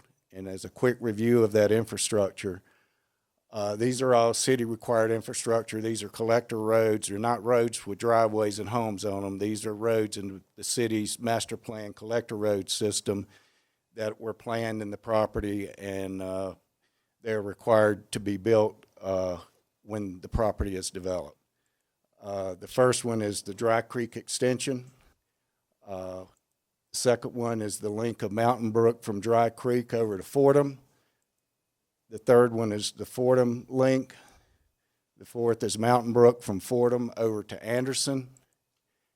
And then Anderson itself in front of the Veterans Village. Those are all roads that we will construct. In addition to that, we will be contributing our fair share cost, half the cost, to another Dry Creek extension and to the Anderson extension. So contributing 7 links of collector roads. In addition to that required infrastructure, we also will be constructing both the Niwot Greenway and the Fordham Greenway. So there is really a lot of infrastructure that has to be built to make this project happen. Incidentally, the collector roads, several links of the collector roads, the city's working on including in their code the buffered bike lanes. They asked us to include those, some of those collector roads. You can see that there, the Fordham and both Mountain Brook links will have the buffered bike lanes on them. That is something new, and it's one of the few places in Longmont. I think this is probably the start of a trend because there's a real push for the buffered bike lanes. It does increase the cost of the road. There's an extra 2 feet is needed on each side, so it does make the roads a little wider. And with that, we'll bring Kevin Mulshine up, and he'll talk about the Metro District and how we're going to pay for this infrastructure. Thank you. Kevin Mulshine, 5139 Old Ranch Drive, Longmont. We've worked together, and I mean this as a community, a council and staff for the last 2.5 years or so on everything from the Envision Longmont Comprehensive Plan, and then also worked on the Affordable Housing Ordinance, all with the goal of trying to build some beautiful communities that are affordable to the workforce affordable in Longmont. And we took that as an incredible challenge. Now, we heard you loud and clear back in February when you adopted the ordinance which allows a residential district at the discretion of this council, that we're going to have to jump really high. And we had to jump high in a couple of areas. First, what are you doing for affordable housing, but also what are you doing for workforce housing? Number two, you wanted to understand the benefits and the costs to the homeowners who are going to live there and the controls on them. And number three, you wanted to understand the governance and the disclosure that was going to be given to future homeowners in those communities. That's what I'm going to address here quickly. Don just touched on it briefly, but I can't go without saying this, what we're doing for the veterans here, we used a world-renowned planner to design this. If you'll notice in the design, and this is the first release of it, it's being processed by staff. It's not only a beautiful community, you'll notice it's bookends on the corners there. We have fire pits that'll be gathering areas for the veterans in the community. This is going to be, the Veterans Community Project had 700 cities request to be city number 2. We're city number 2 for a reason, because we work together real hard. And Mayor Pro Tem Harley Christensen and Bonnie Finley, council member, both on the Veterans Coalition board. This wouldn't have happened without that. It just wouldn't have happened. We wouldn't have been able to present this. We're also providing Habitat for Humanity for 8 units. Very important to have Habitat in here, because when we try to address veterans homelessness with the 26 homes, the Habitat addresses that next group, which is the 20 to 60% of AMI, is their target range. We're providing 8 finished lots for Habitat for Humanity for a cost of $0. Habitat for Humanity will tell you they pay a lot of money even for the lots. They pay for raw land. They do infrastructure. It makes their job a little easier, A, when we bring their cost basis down to 0, but 2, when we do the entitlement work for them. Habitat serves a population, their target population is 20 to 60% of AMI. So when I say we're trying to jump over, we heard you loud and clear in February, we're trying to jump over in 2 ways. The first way is our target audience, who we're trying to serve, homeless veterans and the Habitat for Humanity, which is the 20 to 60% of AMI. The Veterans Center speaks for itself. This will be a world-class facility. Not only to go above and beyond on the designing of the community, but we're challenged, and we said to Kansas City, we want to do something that's even nicer than what you have there. I think a lot of you have probably gone on their website and seen what they've done in Kansas City. We haven't challenged, because they built a very safe unit that was designed for PTSD and to address a lot of other issues. We took our planners and took it further and said, you know what we want? We want to put nice front porches on it and make it much more social, therefore encouraging a lot more interaction in the community. So these are the elevations for the units being designed. A very important thing, we not only jumped over the hurdles by saying we're going to address the most needy in this community, we went over another way. Section 15 of the Land Development Code, 1505-220-DE4, says that we're required to donate land for our affordable housing commitment. We have to donate land and the off-site infrastructure. We're going a step farther. We're also doing the on-site infrastructure. That's over $1 million commitment. That's to build the roads, finish the lots for the community. Once again, that says 2 things. It puts their bases at 0 in the land and the finished lot. But number 2, Habitat and veterans aren't very good. They know what they're good at, which is building vertical. They're not very good at horizontal stuff and entitlement. We take that work, we handle that. That accelerates the construction of the homes. So we're going to take care of that up front. The veterans community will now include 26 homes. Originally, we discussed 25 with you. Our planner was able to fit another one. We're also putting a 2,500 square foot administrative support facility. You can imagine that's where the caseworkers and other professionals will be.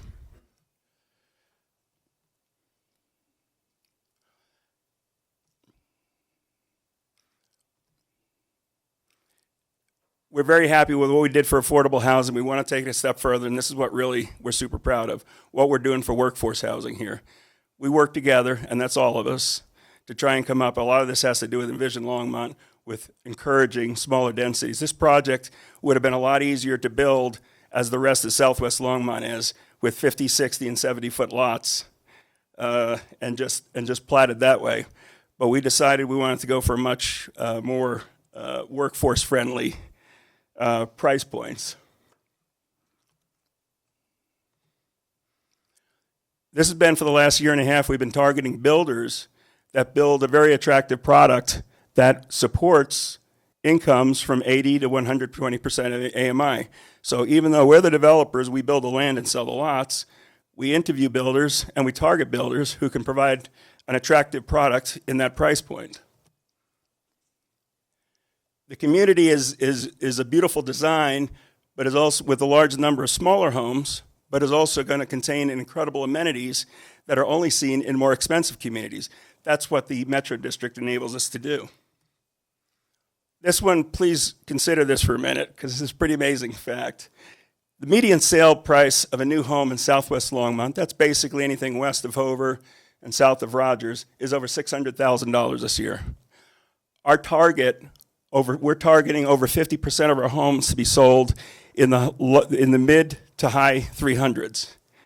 So we're trying to cut the average price of a new home by over $200,000, about 35% in that region of the city. That's a tall order to try and get to, but we're just about there.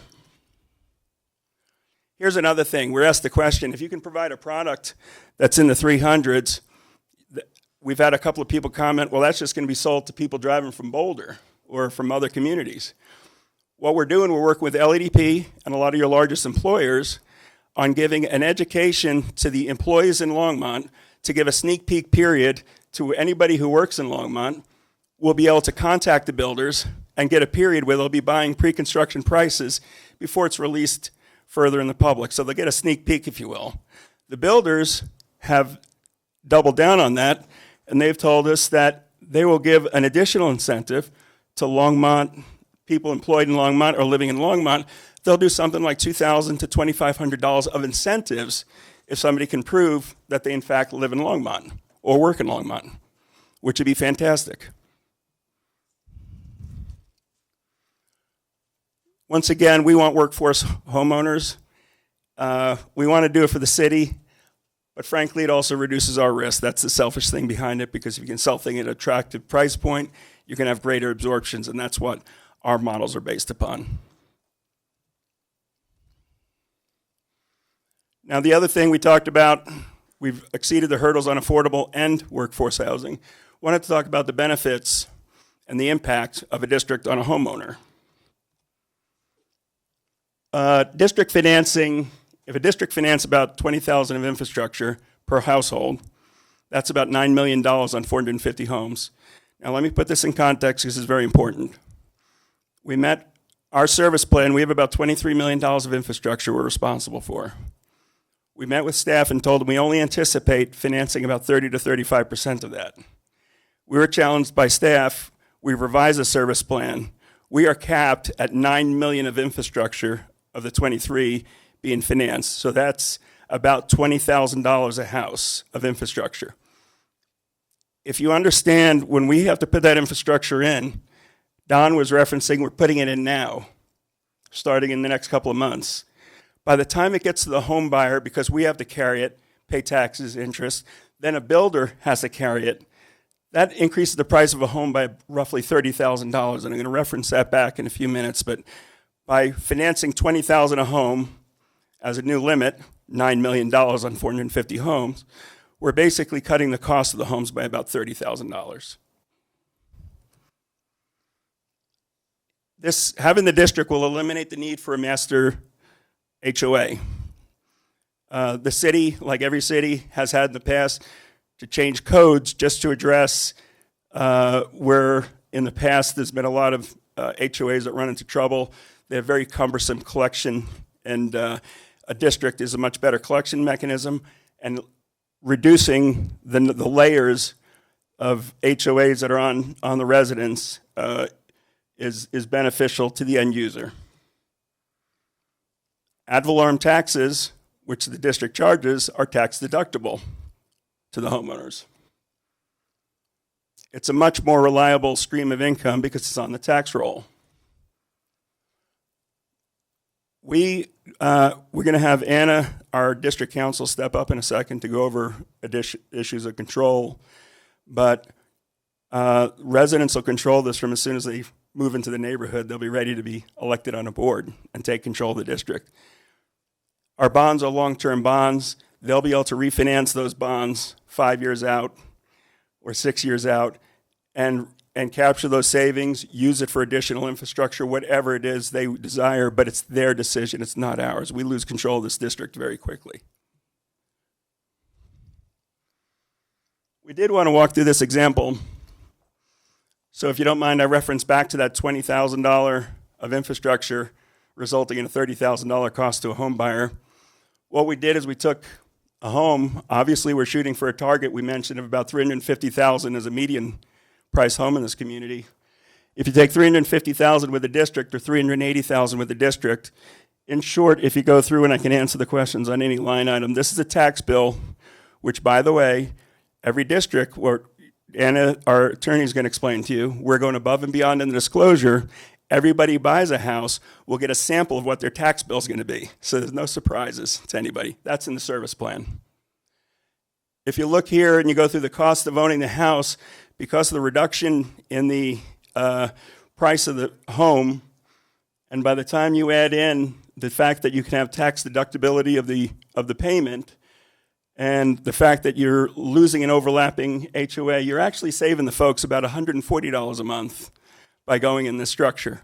So the end user, the homeowner, is actually spending less money on an annual basis after taxes than they are if they just go in the district and we just pass on that $30,000 to them.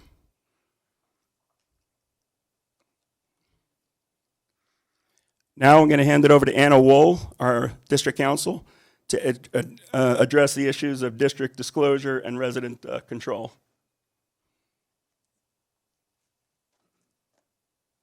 Good evening. My name is Anna Wool, legal counsel for the developer here.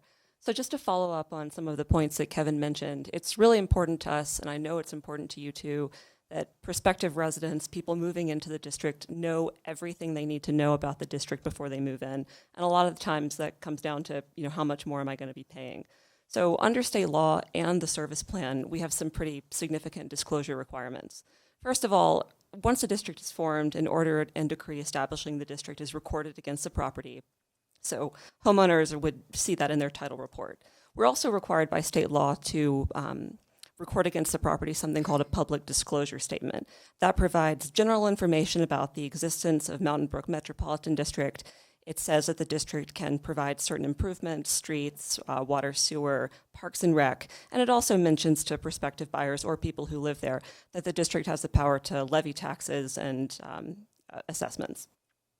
In addition to that, we are under the service plan doing a much more robust disclosure that I think really gets to the bottom line, what residents might care about, and that's how much more am I going to be paying? Should I choose to live here or should I choose to live outside the district? And that's what you see on this slide here. Let's see. Oh, there we go. Sorry, I was missing my prompts. I apologize. Actually, let me jump forward. So this is what I'm talking about when I'm mentioning the property tax differential that residents, potential residents, will be able to see when they're considering whether to move into the district. So here we have a list of the taxing entities that are levying taxes on the property in the district as compared to the presence of the district. So we've noted that the district is levying 50 mills, which is as much as it can levy under the service plan.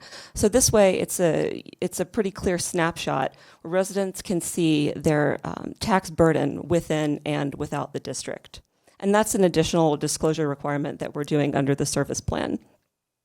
So just to go back real quickly, I wanted to mention this, let's see, 1, 2, 3, the fourth bullet point, section 321809, transparency notice. Some of the disclosure requirements I've just mentioned are pretty general. The transparency notice here is something that is also required by state law, but it gives residents more of a, a contemporary picture of what's going on in the district if they want to know what's going on. For example, contact information, how to get in touch with the district manager, who's on the board, when elections are coming up, if you're interested in running, when you would submit a nomination form to run for the board of directors. So residents have this information available, and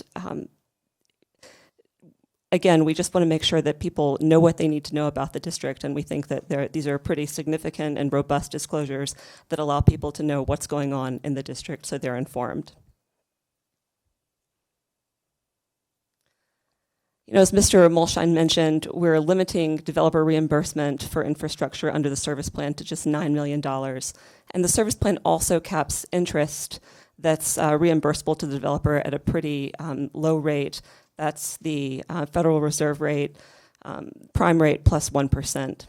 So residents aren't carrying a big interest balance over time. We have Mike Sullivan from D.A. Davidson here, who's an investment banker and can answer any financial questions that I certainly cannot answer. And I guess before I step down and turn it over, I also wanted to mention that, so to pick up on some things that Kevin touched on, that the district is really taking the place of a master homeowners association in this instance. The district is going to provide for all of the horizontal public infrastructure, and that really takes away the need for a master association. And again, the benefits are that rather than assessments, people are paying for these improvements and that operations and maintenance through property taxes, which are tax deductible, and it's a lot more efficient to collect them through the tax rolls than through an HOA assessment. One more thing I did want to address, because I know it's something that's been concerning, is there's a conception that people who live in metro districts, because of the additional tax burden, might be unwilling or less willing to vote for property tax increases that are wanted by the city or the county or school district. And just to address that, what we've seen is that the empirical data doesn't support that.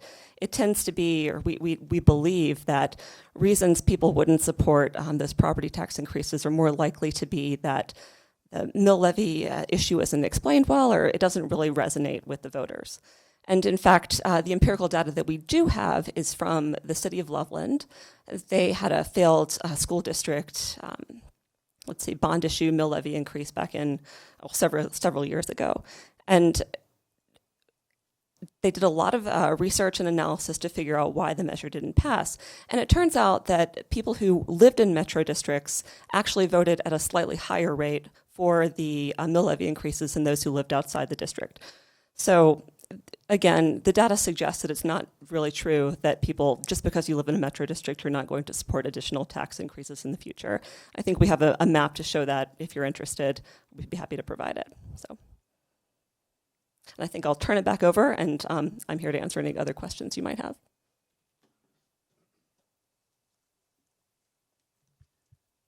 Thank you, Anna.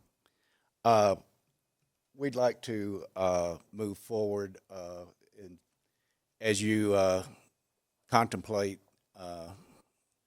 this resolution that you'll be voting on at some point in the future. We wanted to go through how we comply with the criteria, the evaluation guidelines that are in your Metro District ordinance. The first guideline is the uniqueness of the proposed development, including whether there's a service or business or something that's not currently provided. One of the first and most obvious services not currently provided is the housing for the homeless veterans. That was identified as a problem several years ago, and Ms. Finley and Ms. Christensen formed a committee, and we're working to do that. So we certainly check that box. provides substantial multimodal improvements. That's unique. I don't know of any other development in this area that's building this amount of collector roads. That is really unique to this development, especially for a development of this size. It's really unprecedented. Also, most developments don't even have one greenway system in it. We have two. Major emphasis on workforce housing. You heard Kevin talk about the price range against the median price of over $600,000. That's unique. I don't know of another development that's really hitting that workforce housing price range. Amenity center, recreation facilities, and open space, usually only available in higher price communities. That's something we're very proud of. If you're a workforce housing, if you're in that income level, it's hard to get those amenities. Generally, you got to join a country club to get the swim facility and the spray ground and all of that. We're really striving to bring that quality of life down to the workforce housing level, because those are people that can appreciate it, and we really think that quality of life is important. So just summarizing the uniqueness, we talked about the roads and the bike lanes. We talked about the greenways, the amenity center, the open space. Again, the uniqueness with the affordable housing, with Habitat, and with Veterans Community Project. We're striving to do all of that while at the same time provide for workforce housing. I don't think you'll find a community anywhere in Longmont, in Colorado. I don't know one anywhere around that is trying to hit that many buttons and check that many boxes, and I'm really confident with your help we can do that. The next is extraordinary cost, and yes, we do have some extraordinary costs. There's no doubt about that. The elephant in the room is the 5 links of the city collector roads, the cost share payment on 2 more, and the greenways. And I keep emphasizing cities is because sure, traffic from our subdivision will drive on those roads, but these are part of a planned road network for the entire city. They're not subdivision specific. Same with the greenways. We're required to build that link of the greenway, but it's not a toll greenway. I mean, it's a public greenway that everybody is part of the city's greenway system. These are items that every citizen in Longmont or anyone using the greenway system benefits from. Anyone driving in Longmont, driving on those collector roads. These are not subdivision roads. These are roads that the entire city benefits from. And of course, the $2 million in on and off-site infrastructure for Veterans Village and Habitat.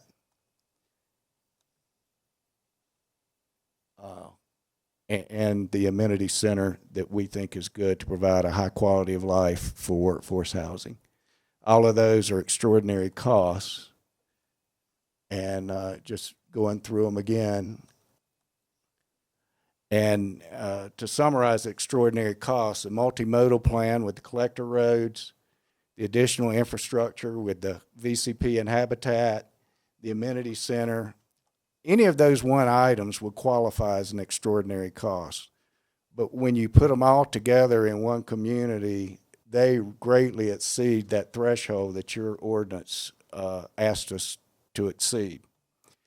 And there was one last requirement is that we make sure we don't overburden staff with the review.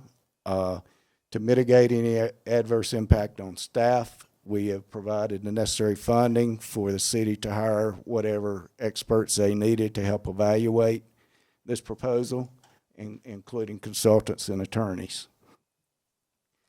So in conclusion, we'd just like you to join us. We have a really, really neat project that does a lot for the city. It does a lot for its citizens. It helps housing for workforce people that is sorely needed. We're helping Habitat. We're helping Veterans Community Project. We have found a way to do that and to deliver all of these things through some of the financing, not all of it. As Kevin pointed, it's $9 million out of $23 million worth of infrastructure. We've found a way to deliver all of that. All we ask is you to partner with us and consider this proposal favorably so that we can make this really, really neat project happen. And with that, we'll turn it over to, back to you, Mayor Bagley. I appreciate you allowing us to make this presentation.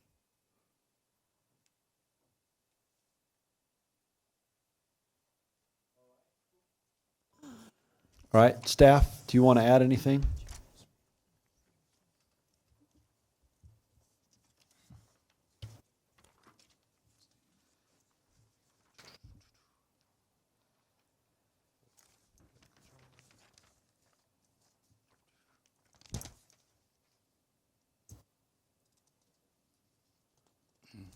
Mayor Bagley, council members, Tony Chacon, redevelopment manager, City of Longmont.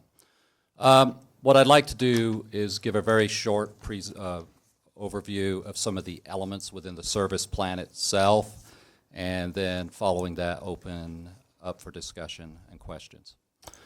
First of all, just to outline, there is a little bit of a difference between the redevelopment project boundaries and the district boundaries. So if you will notice here, the red shows what would become the district boundaries. The blue area is actually where the Veterans Project is and where the Habitat homes would be built.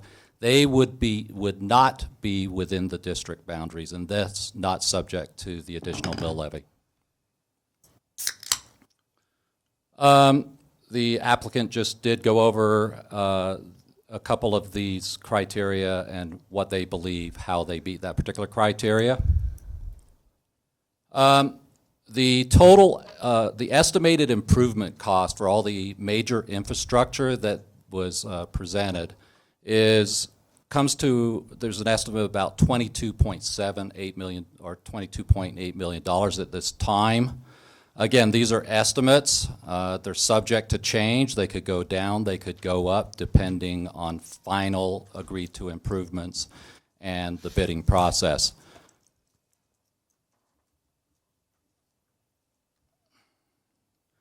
The district would also provide operations and maintenance within the project area. As noted, the district would serve in a capacity as the master HOA effectively. They would take on the responsibility for maintaining all common areas and improvements within the public domain. And one element is they would not be responsible, however, for administering or regulating any covenants. Those would be turned over to a series of HOAs. The plan as presented would allow for creation of HOAs, but they would be subject or applied to each of those specific development areas. So effectively, you could have one for the single family, one for the townhome area, and one for the condo area.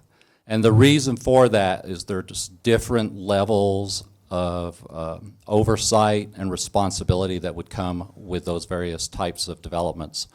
So for example, covenant administration that would be assigned to those entities, and they would be responsible for maintaining privately owned areas. So for example, if there is a common area parking lot that is privately owned by that condo association or unit, they would be responsible for those maintenance of those areas. So just kind of outline the funding plan for all the infrastructure improvements. As mentioned, the total cost is about estimated at $22.79 million for all the infrastructure. The district would be able to issue an initial issue, again, this is an estimate, of about $13.5 million. And that issue would come, they're thinking sometime in late 2021. So it wouldn't be immediate, it'd be delayed a couple of years. Of that $13.5 million, only about 9.66 would actually be available to be applied towards the improvements. The balance actually goes into reserve funds for interest payments and also basically a debt service reserve. So the developer has agreed to limit his reimbursement for these improvements to $9 million, which means that the developer would be picking up $13.79 million of cost associated with the infrastructure, which is about 60% of the total cost for the infrastructure. And then there would be, under this scenario, about $650,000, $660,000 of remaining balance that the district could utilize. Just note that the service plan that you received did not include the limitation on the reimbursement, but the developer has made that change to the service plan that would be submitted as part of any going forward. So some questions about the bonding capacity of the district. So in the service plan, it has a reference to an estimate of a capacity of about $25 million. Now that is based upon a 40-year time frame and also value over time. So again, that's subject to going up, going down. This is not a cap of any sort within the service plan. The cap is actually a function of the mill levy, which would be capped at 50 mills. We went over, I just mentioned, it would be a 40-year limit, so any remaining debt actually has to be addressed at that point in time. They can't carry debt beyond 40 years. And that's from the date of the first issuance. We went over the various bond proceeds from the $13.5 million. This breaks it down into some dollar figures for you. And then within that total capacity, the district could come back in about 10 years and reissue the debt, refund the existing debt, and that would give them is about another $8 million thereabouts of funds.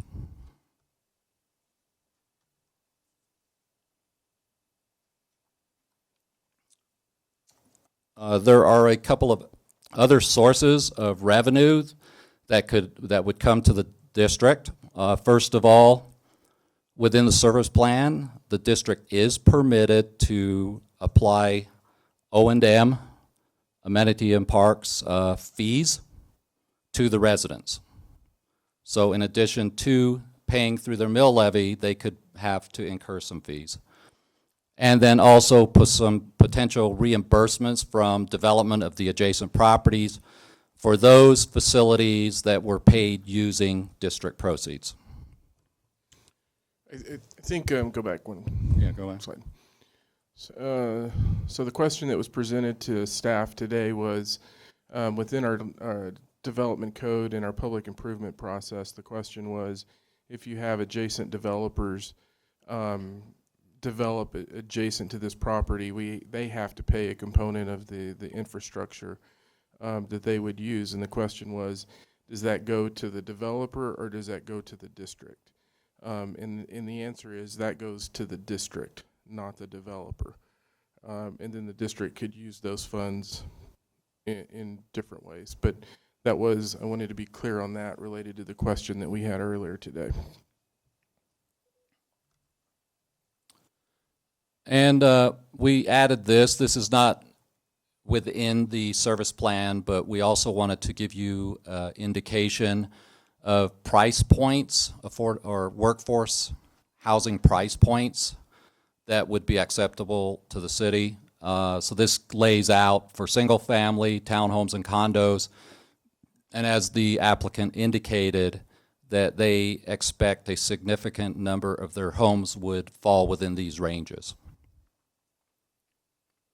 You did also receive a hard copy, so you can have this table in front of you at any particular time. And so Effectively, the question to council this evening is, shall the request for the creation of the Mountain Brook Metro District, along with the associated service plans, be set for a public hearing and formal consideration at a future regular meeting? And with that, we'll answer any questions, and the applicant is also available to answer any questions. All right, so at this time, if you get in the queue, it's either to A, ask a question, or B, make a motion, which should either be A, a motion to authorize the request to be set for city council consideration at a regularly scheduled meeting with or without modifications to the service plan, or 2, do not authorize application to move forward for formal consideration. Councilmember Peck. Hi, Tony. I have a question. So the Veterans Village and Habitat land, is that being deeded to Veterans Village and to Habitat for Humanity? Mayor Bagley, Councilmember Peck, my understanding is yes, they would be deeding that property in an improved condition to those entities. Okay, great. Thank you. Councilmember Martin. Thank you, Mayor Bagley. I want to say that having read the service plan, it looks like it's put together in sections. It has a lot of things in it that the council is responsible for conducting oversight on, and then toward the end it has a reporting section that pretty much guarantees reporting of everything that council would want to know in that oversight process. So I thought that was very nicely done in that it's accessible to council members. It's something that I hope future applicants for districts of this sort would use and copy, because it works very well. I think that it makes our job of oversight something that something that's not going to be unduly burdensome. And I think this is a very lovely proposal that I'd really like to see happen in Longmont, and therefore I do move that the request for creation of the Mountain Brook Metropolitan District be set for public hearing and formal consideration at a future regular meeting.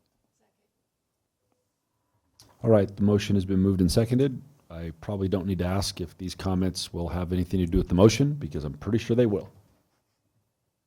Mayor Pro Tem, did you want to say something? All right. Councilmember Waters. Thanks, Mayor Bagley.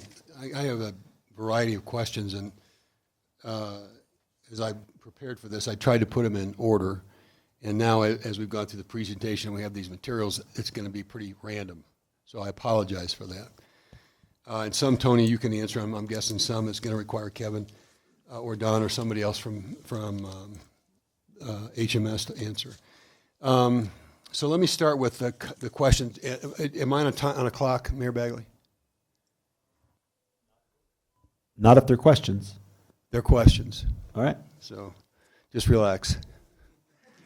I am so relaxed. I got my Coke. I've had my chips. We're good. So you've answered some of the questions. First of all, I want to say, Kevin, you listened well to some of those threshold issues. So I want to acknowledge how this helps address our housing objectives, both affordable and workforce, is a threshold for me, and I think you've addressed that. But I want to come back to some specific questions. And let me just kind of start in the middle of this. The reference, I see a reference to a fee in the materials, and I have to say, for whatever it's worth, when I go out of these PowerPoint presentation back to the enclosures, I simply cannot scroll through the materials. I think the files are dense enough that I can't get to the 300 pages. I've got notes on most of them, and I can't get to them with the system right now. So it's a little frustrating. I'm sitting here trying to scroll through and going, God, I spent all day, right, trying to build my understanding, and can't get to my notes, which is a little frustrating. But there is a reference in the materials to fees. There's a $32 fee referenced in the materials, and then there are several references to the HOA fee. Is the fee that we saw for $32, is that the HOA fee? Or is that, what is that in relationship to an HOA fee? Who will decide what the HOA fees are? that fee is whether you're an HOA or a district, there's a cost to maintain the master infrastructure, the amenities, that sort of thing. In the early stages of the district, there's a debt service component of the millage, and there is an O&M component of the millage. That O&M component of the millage in the early first few years of the district is not enough to cover all of the O&M for maintaining the pool, for maintaining the common area landscape. And I'm talking about development-wide master, not each individual. So there is a fee in addition to that O&M that subsidizes that until, as the tax values increase, it catches up to that, hopefully, and that fee would be reduced. Or what happens a lot of times is residents demand a higher level of service. So that's what that fee is. If in that slide that they showed about the two fees, if you take that 32, if it were in a homeowners association, because you don't have the millage part of it subsidizing that O&M would be around about 52, because in the district you've got the millage paying that delta between the 32 and the 52.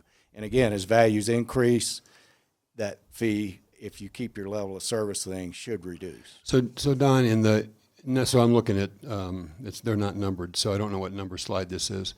But the spreadsheet that showed with and without, what the fees and payments are with and without the district. So the $32 fee is in the district. And when I get to the total, the $1,678, that's a monthly payment for, I guess, is that the annual? That's the annual payment for total taxes and fees in the taxes, district. fees, mortgage, whole 9 yards. Or that's actually the savings, the $1,678. I'm sorry. That's the delta between the district and the non-district. All right, that's the $140 a month times 12. That's the savings, correct, okay, of one over the other. So I get to the $23.38, $23.88 is the monthly cost. That's the monthly cost, including the home mortgage, the insurance. That's PI, TI, and all the fees. Correct. So what should we assume an HOA fee for the condos? Obviously, you're specific in the service plan that it's for exterior maintenance, so snow removal and those kinds of things. That's going to be on top of this? That is correct, and the reason it's set up that way is quite frankly, a condo. People who choose to live in condos, they want a very high level of service. Yeah. Townhomes, they want a yard. I get that, the difference. Okay, I'm sorry. But whatever that fee is, it hasn't been set yet, but it's going to be the same fee whether it's in or out of the district, I would assume. Correct. That is correct. So whatever that addition is, doesn't matter whether it's in the district.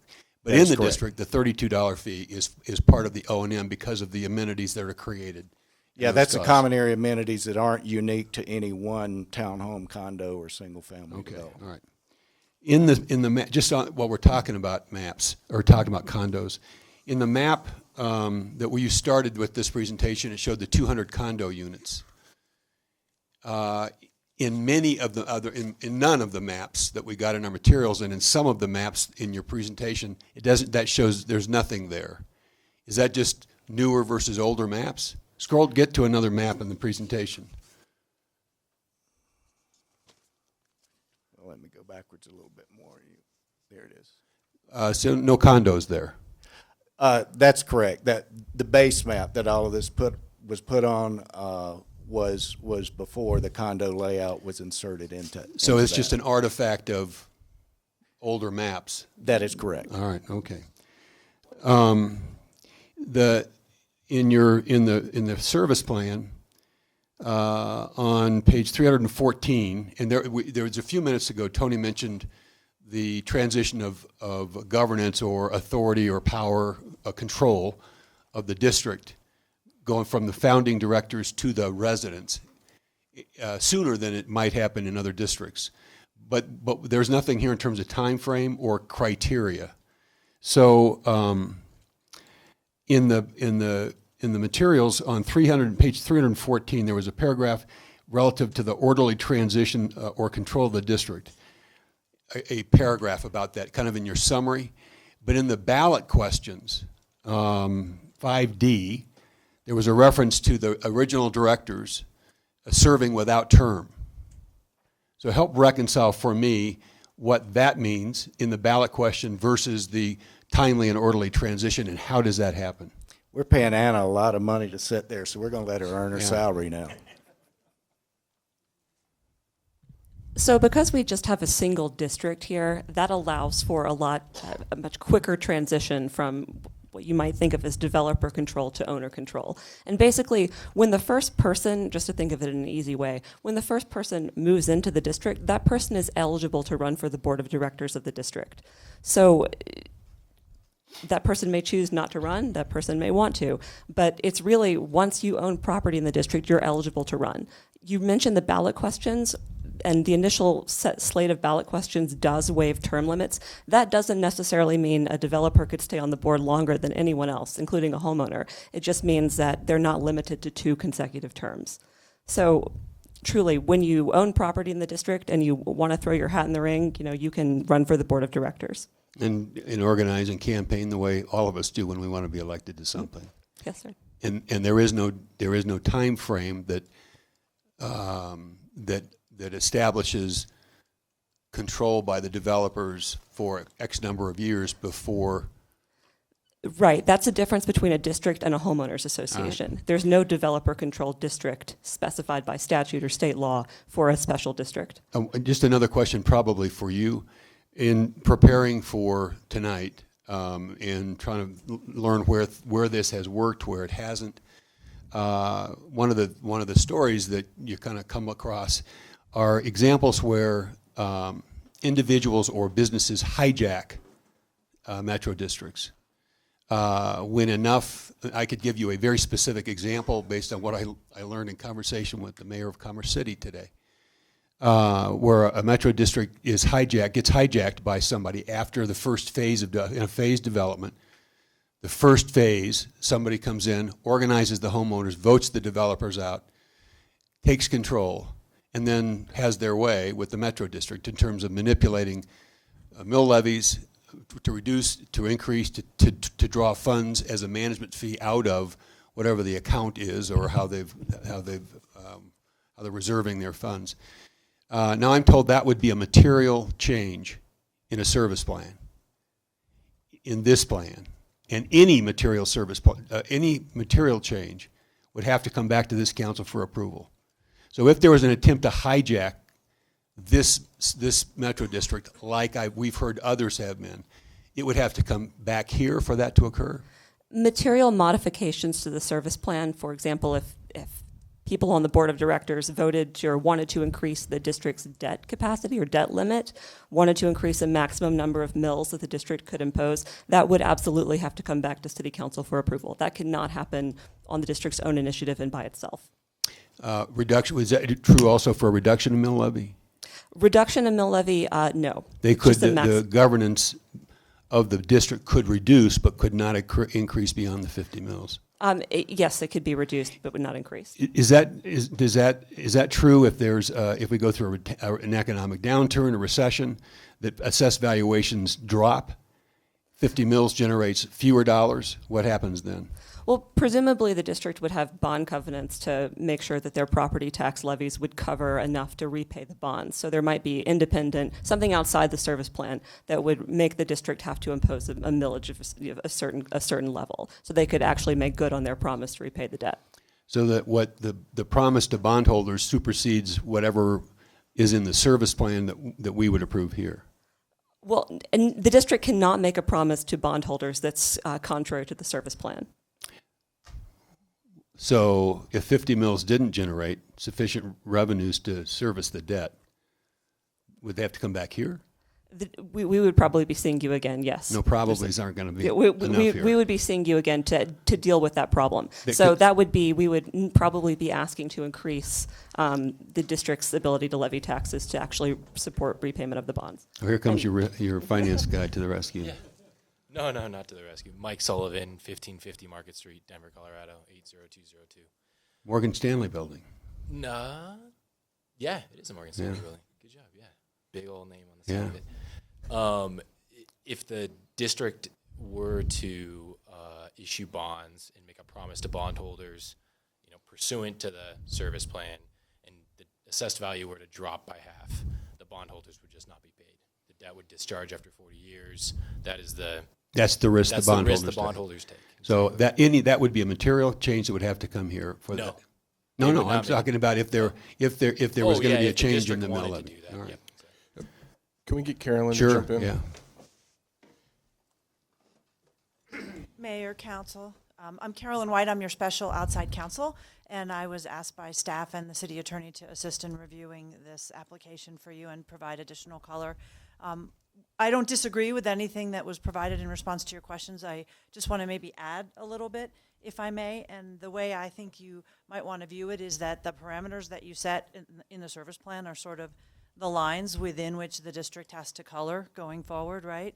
So if a group of citizens were to get elected to the board and take over the district board, as you suggested, as long as they color within those lines that you've set, they don't have to come back to you.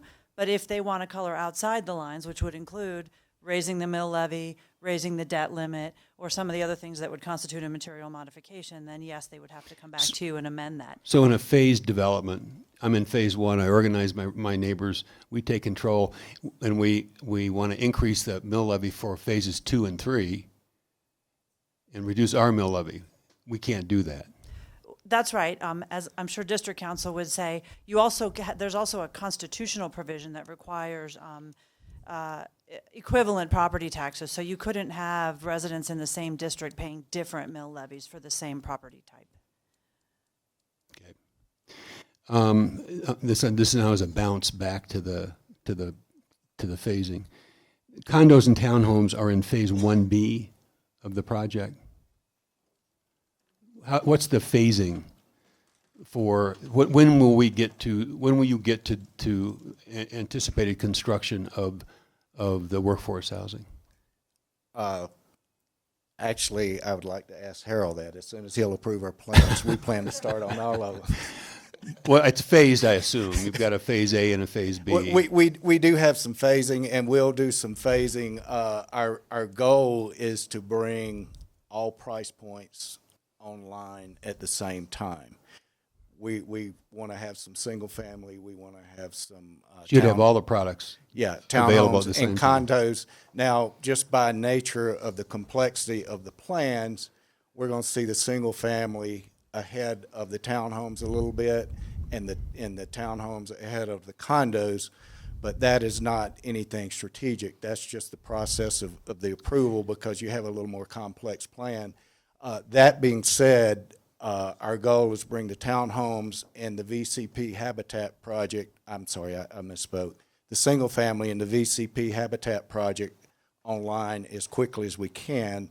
The VCP project has to go through a separate site plan review, so it may lag behind in approval, but with the master infrastructure we have to put in, we're going to be, 6 months to a year getting the master infrastructure in. So while that's happening, that site plan can be approved for VCP, so that by the time we get the master infrastructure ready, they're ready to go.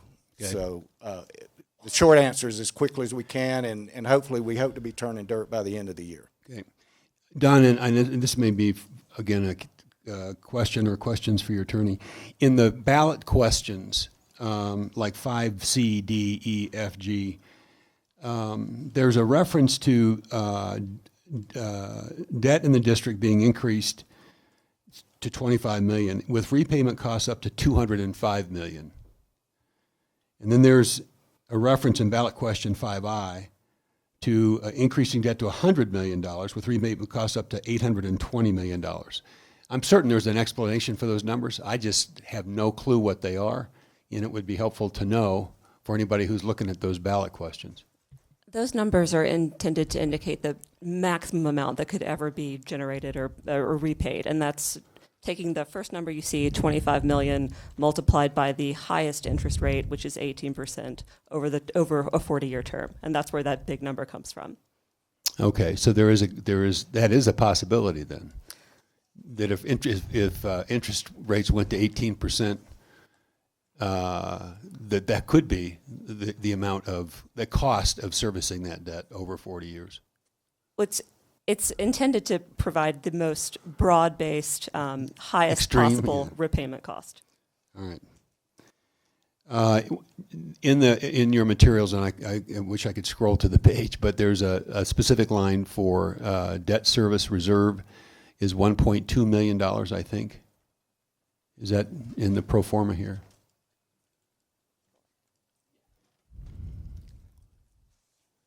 Yeah, the debt service reserve fund is funded at closing of the bonds as an additional security to the The annual cost of debt service will be, I've seen a couple of numbers. I think the last year was 2.6 million. What do you anticipate the annual cost of debt service to be? The annual I know it's in there. I just can't get to the materials.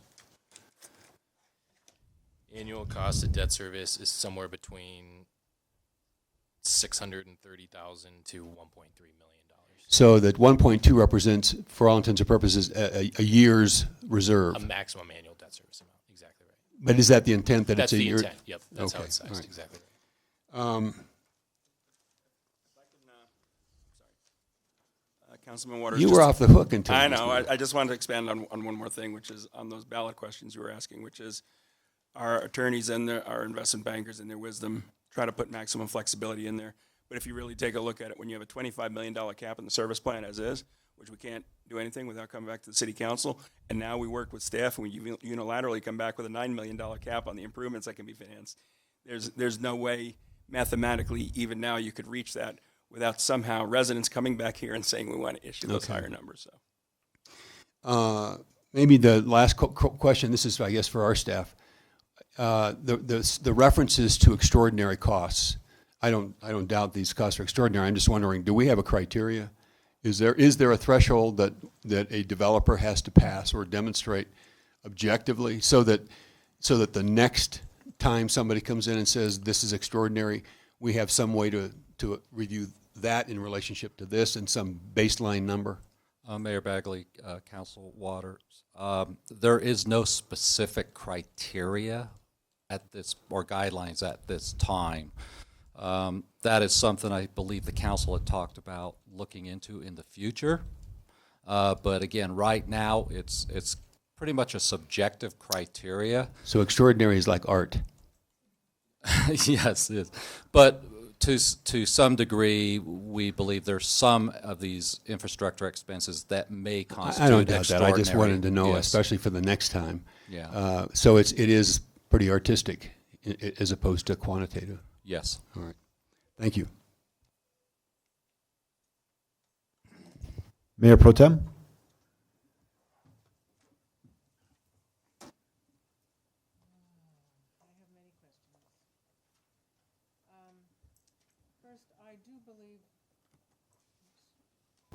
I understand that we're not discussing the inclusionary housing tonight, but it has been used as the main driver of getting this to be accepted as the first special district, and in fact, overturning 4 pages of law in the city to create special districts. So I would like to get some questions about the Veterans Village and the habitat. First of all, Councilwoman Peck talked about deeding. Is deeding really the same as owning it? Because I spoke with somebody originally, and they said they intended to maintain control by leasing it for $1 a year. But that may be different now than it was originally. So this would be land that is going to be actually owned by the Veterans Community Project and actually owned by Habitat, is that correct? Mayor Pro Tem, actually the Habitat land eventually, that's home ownership, so those 8 will be owned by 8 families, is where that's going to. We will give title to Habitat. Okay. We will give title to the other land, finished land, when the infrastructure's done. That will go to the Veterans Community Project. Okay.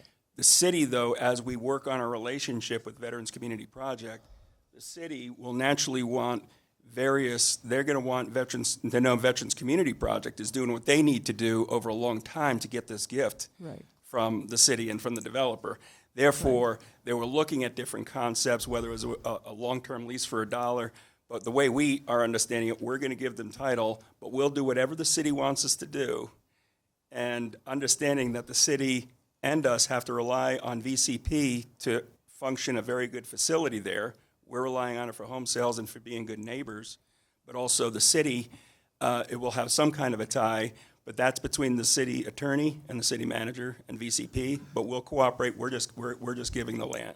We're planning on just donating the land to VCP. We are asking for covenants to ensure that they're providing the activities for those parcels that they're talking about today. Okay. So there will be covenants on the land. That's what we're talking about. Okay, my concern is that it's just, the land is not actually being, that people will own the buildings, but not the land. That's problematic. So in each case, they will actually, the Veterans Community Project will own the land contingent upon them meeting the covenants. Is that correct? They will own the land, and then we are looking at establishing covenants to ensure that the activity that we're talking about continues to occur at that location. Okay. And to be very clear, the developer will not remain titled to any of that land. As I say, Okay. It's very clean to give it to Habitat, 8 lots, but on the Veterans Community, we're going to do whatever the city wants to do, but our plan is to donate it to them, and then the city will have covenants running with the land to make sure it's operated. Okay. On page 119, it says, the development does not explicitly provide for housing affordability or attainability. I'm puzzled as to what you mean by that, given that we have an inclusionary housing ordinance that requires that a certain percentage be affordable. Yeah, Mayor Pro Tem, that statement related to the workforce housing. So the Veterans Project and the Habitat are covered under the agreement that will be coming forth regarding the affordability requirement. Okay. Okay. There is nothing codified that guarantees at this time that those homes would sell in that 80 to 120% AMI range that they indicate. There is no mechanism right now that would require that they meet some of those thresholds. And I don't know, is Kathy? And Kathy Fedler may be able to explain the agreement on the affordability and how this all would work relative to their project. Okay. Thank you. Thanks.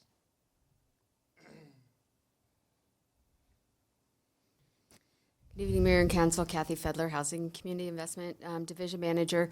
And you will be hearing this next week. They are providing their inclusionary housing through the VCP and the Habitat.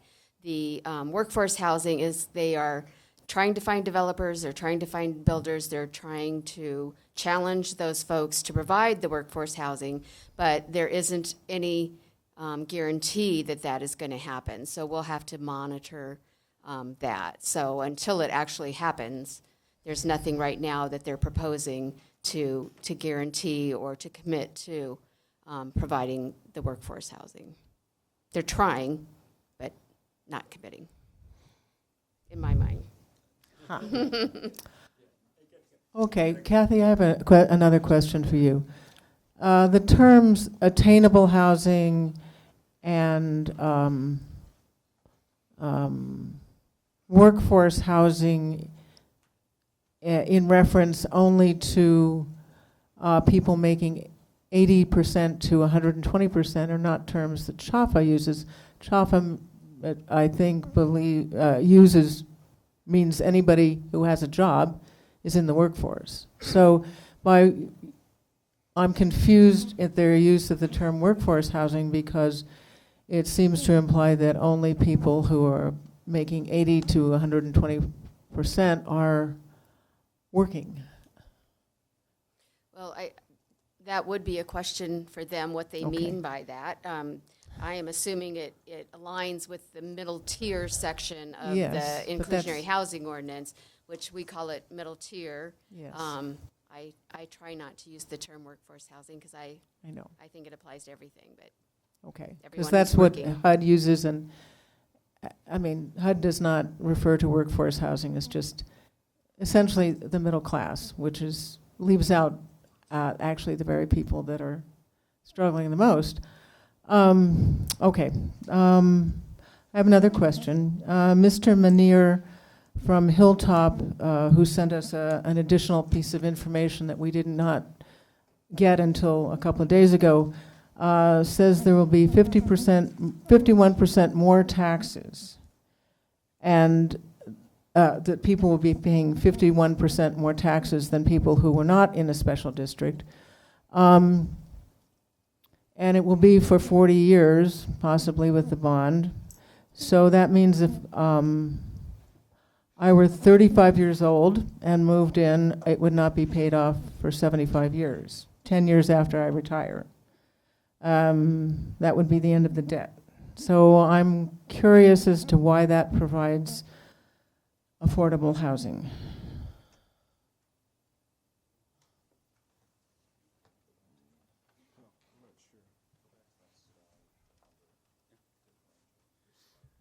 Mayor Pro Tem, if you don't mind, I'd like to also address a prior question because I have a little sure. more handle on numbers.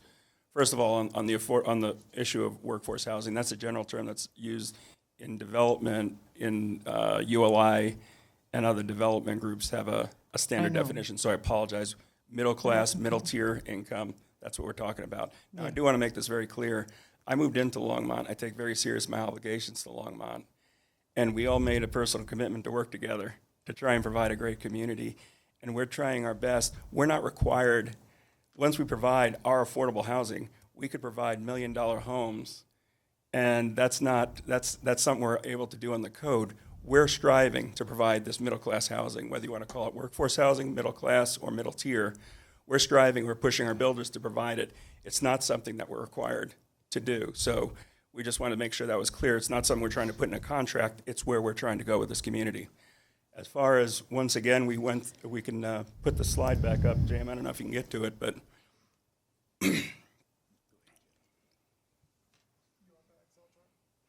the chart comparing district, non-district. Reminds me of a joke. How many developers does it take to work? Not just kidding.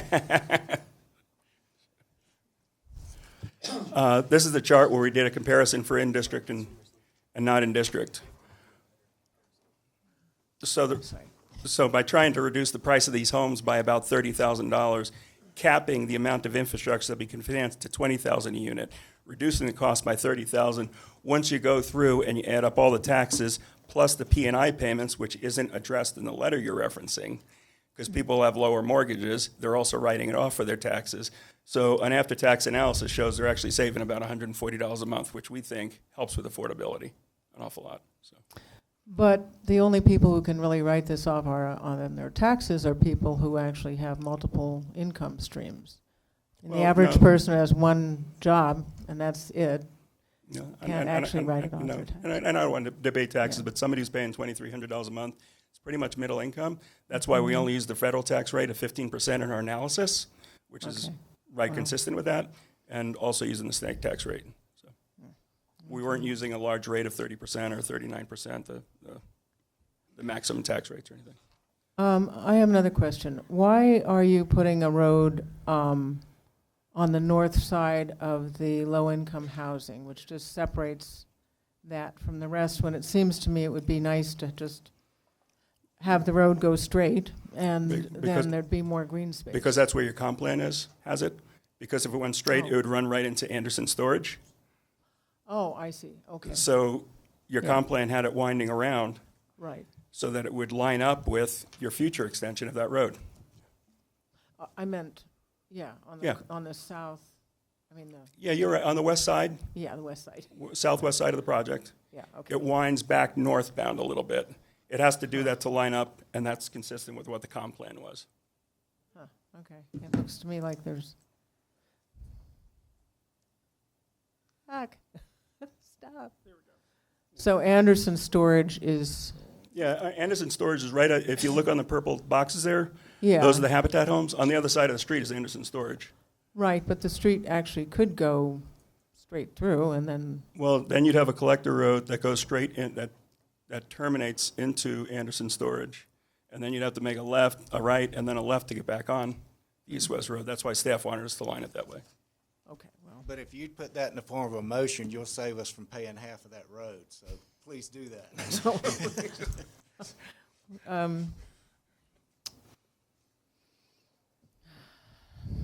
Okay, I'm going to leave it at this for now.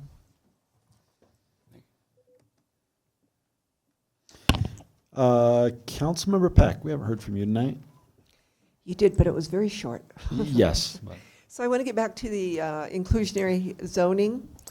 I understand that the Habitat and the Veterans Village are the 12% with a couple more for the first phase of the 259 homes.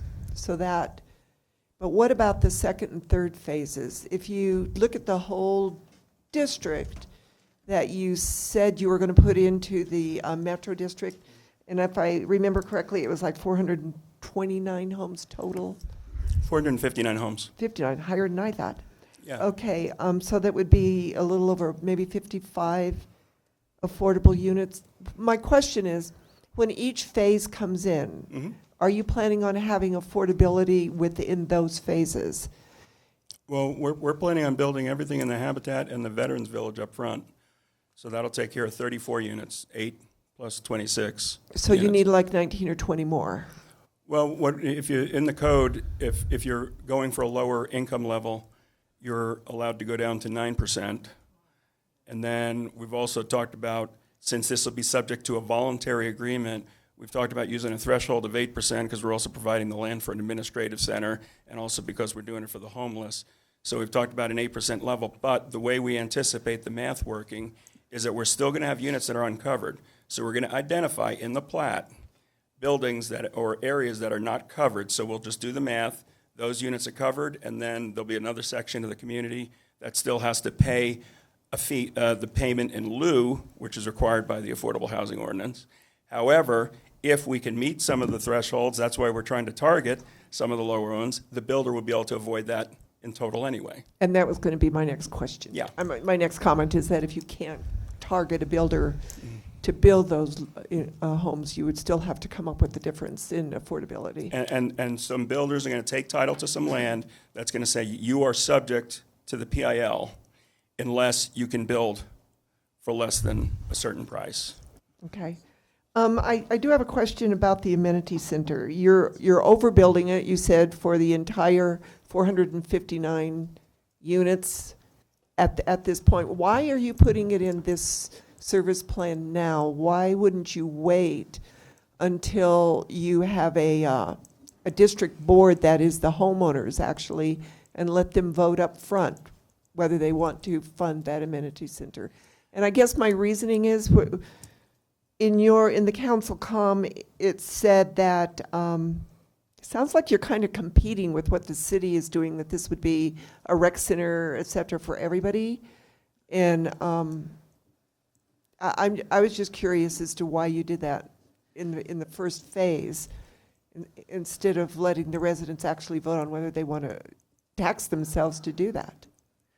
Well, I think to your first question about, this is not meant to compete with anything the city's doing. One of the things about doing a master plan communities is, and it goes back to what we were talking about before, where you try to have all the services, you try to have everything close by to the housing. Hopefully people will walk or bike to the amenity center. It's something they can be close by, and with the time, with the different price ranges, we hope to have a range. We hope to have grandparents and kids and grandkids all living in the same place. So it's part of building a community, and it's part of quality of life. you don't have to get in your car and drive to a big pool or ice rink or it's right here in the community. It's a matter of convenience, and that has to do with quality of life. It takes cars off the road. Your time is important, and if you live in this community and your kids want to go to the pool, assuming they can swim and they're of a certain age, they get on their bikes, they go to the pool. They want to go to the pool and there's no pool in their community, they got to get mom or dad to load them up and drive them there. With regard to the amenity center, what we've found with home buyers is it's nearly impossible when you say, we'd like you to look at buying a home in this community, and they say, well, that's fine, and oh yeah, we're having an amenity center, we think, but we're really not sure. We're going to wait till the community builds out, and then we'll put it all to a vote, and we'll find out if we're really going to have an amenity center. You wouldn't have too many people that want to buy in there. I think, to your point, it's just the opposite. Our goal is to get the amenity center built as quickly as we can. It will lag some of the other homes, but it will be in the process because it's still being designed. But that is truth, and we as a company and everything I've done, we like to put the amenity center in first. That way there's no misunderstanding. When the people are buying their homes, they may not see it finished, but they'll see it under construction. They know exactly what they're getting into. They know, I'm paying this much on my ad valorem as part of the district fee, and wow, there's that amenity center. Or they look at it and they say, you know what? I don't really care about an amenity center, so I don't want to pay the extra taxes to live there. That's their choice too. They can go and get into another community that doesn't have a district. So Okay. And I do want to address your deal about oversizing. We had, when we first contemplated a district, we had envisioned, there are a couple other property owners around that we've had discussions with, and at that time we were talking about putting annexation, allowing them to be annexed in later and making that approval part of this approval. And we were told by, it just got too confusing to try to explain because you guys have a lot of question with a single district. If we started bringing in annexation parcels, it gets more confusing. And if that's still in our service plan about oversizing, that should have been deleted. We plan to size this amenity center for the homes that you see up there now, the 459 homes. Okay, thank you. Just one, I want to ask a quick question because it goes off what Councilmember Peck just said. My question is, so remind me real quick, 80 to 100% it doesn't require any affordable housing. 100 to 110 was 40%, and then 110 to 120 was 80% of the requirement, right? Correct. So my question is, of the 459 units, how many were going to be 80 to 100% of AMI? Do we know?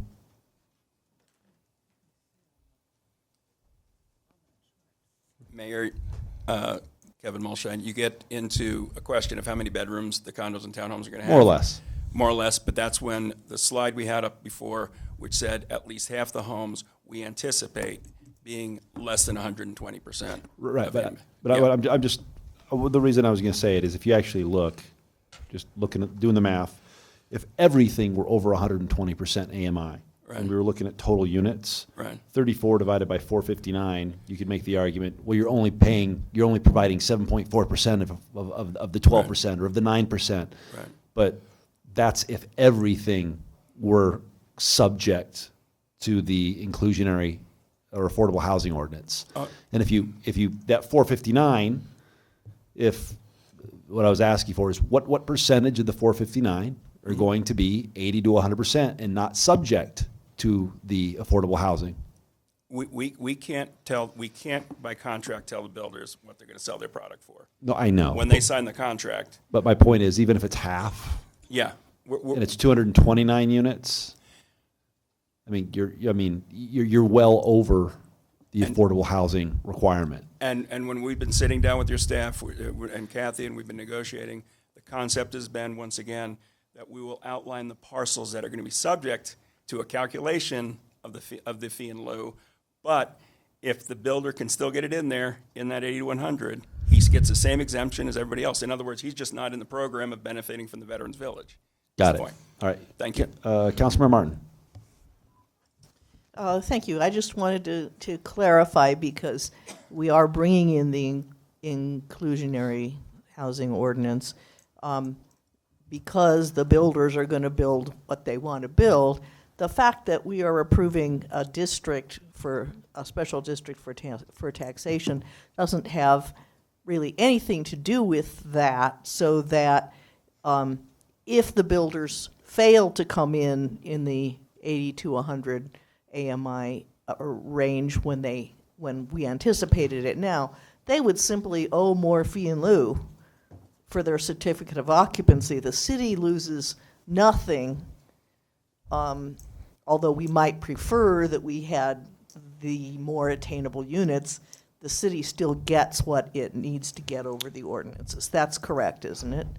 Yes, and the way functionally that it'll work is, so the areas that Mr. Mulshine indicated would be subject to that, we would have to put plat notes on it saying when a builder comes in, they're going to have to do A, B, C, or D. Mm-hmm.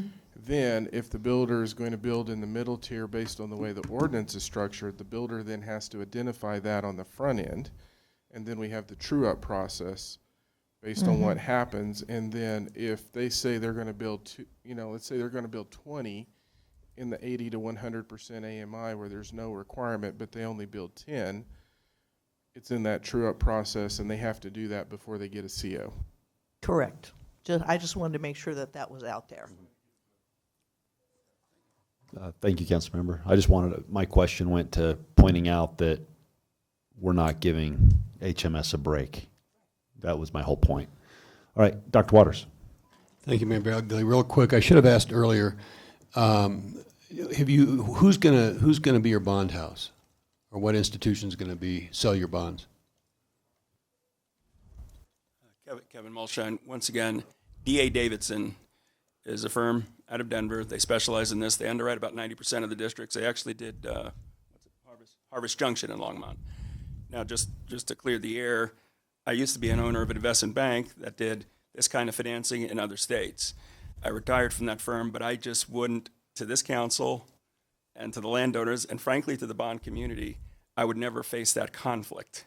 So that's why we said we're going to go with D.A. Davidson will handle it, and they do a great job. So they're your advisor, and they're going to manage or they're going to sell the bonds? They will be the ones to sell the bonds. Okay. And the all right. public offer. And just for how much of D.A. Davidson do you own? 0. Okay, well, there's no. I wish I owned some. There's no incestuous relationship between HMS and D.A. Davidson. Yeah, and I would say this. I had a license to own a firm. I was a principal for over 30 years. It's a very hard license to get. I would please ask anybody to go on. You can get it in the focus report. You can go on FINRA. You can find it.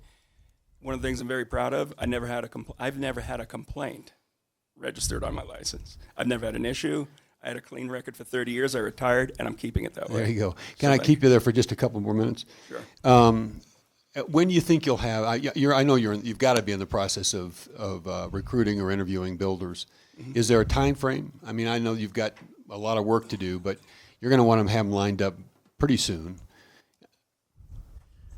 That is correct, and it's kind of an iterative process. We have to be far enough along so we can confidently tell the builders price and product type and what the project's going to look like. We're there now. We've had some preliminary negotiations. They're actually pushing us, and the builders we're talking to are all committed. I mean, that's what they do. So I don't want to go public with any of those names yet. So you've got kind of non-disclosure issues now? Under contract, but I can tell you we will probably have letter of intents within the next 2 to 4 weeks. Okay, all right. If I can add to that, one last comment too. I take very serious. I really like the program we're developing, where our builders are actually going to go out to the major employers and give our employees and people in Longmont, residents of Longmont, kind of a sneak peek. The builders have already met with LADP, and the builders are already working on their incentive packages for employees in the city of Longmont. So it's very serious, and we have no doubt that we'll get to a good So solution. my last question will be on the amenity center, and I've been thinking of this as not as a competition with what we're doing, but as a way to take pressure off what we don't have or what we do have. Pressure off the one rec center we have, and we have something on the ballot. Well, hopefully it passes, but we'll see.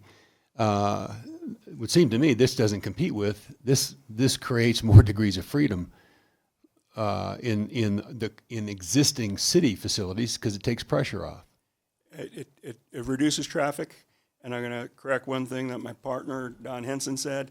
We are not going to have an ice arena. Yeah. We will not. It's a local. I heard pool. that. It's a local pool. If you can put your, the splash facilities, it's a place for the community to gather, and it's a place for somebody to go get a workout in at 7 a.m. before they go to work. And if you look at where it's strategically placed, it's strategically placed where the two greenways come together with the multimodal program. So you can take a greenway to it from the neighborhoods, and then you can bike to work on protected bike lanes, which once again there are none running east and west from Hover. And the amenity center is constructed with tax dollars. So I think I saw in your materials that it's available to non-residents, but at a fee. At a fee, yes. When will that get established? And you have any idea what the fee might be? Give me examples of what fees have been for public use of this amenity center. I can't tell you a dollar number of what the fee might be, but it would be rationally related to the cost of providing the service. That's the essential tie that we have to meet. It wouldn't be memberships. It would be a fee to walk in the door. User fee. All right, thank you. All right, we have a motion on the floor, and that was to have staff bring this back for first ordinance. There's nobody else left in the queue. It's been seconded. Let's vote.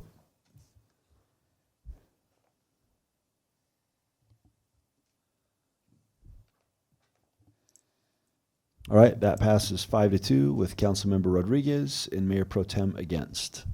All right, thank you. All right, let's move on to Mayor and Council comments to wrap up tonight. Anyone? All right, great. Seeing no one, let's go on with City Rat Manager's remarks. No comments, Mayor, Council. Eugene? I know. I saw him running down. I can see. He was supposed to remind me. Uh-huh. We are in the process of doing the selection for our auditors, and we normally have a council member participate in that in the evaluation of that RFP process. So we need a volunteer. Do you want to do that? When's the timeline? It'll be over the next month.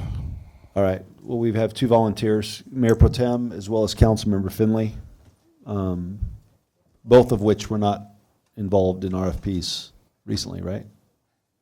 So do you just want to arm wrestle for it? Yeah. We can use two. Okay, we'll take them both. Yeah. All right, great. Thank you both for serving. All right, Eugene, you were going to say no, right? Correct, Mayor. No comments. All right, great. We're adjourned.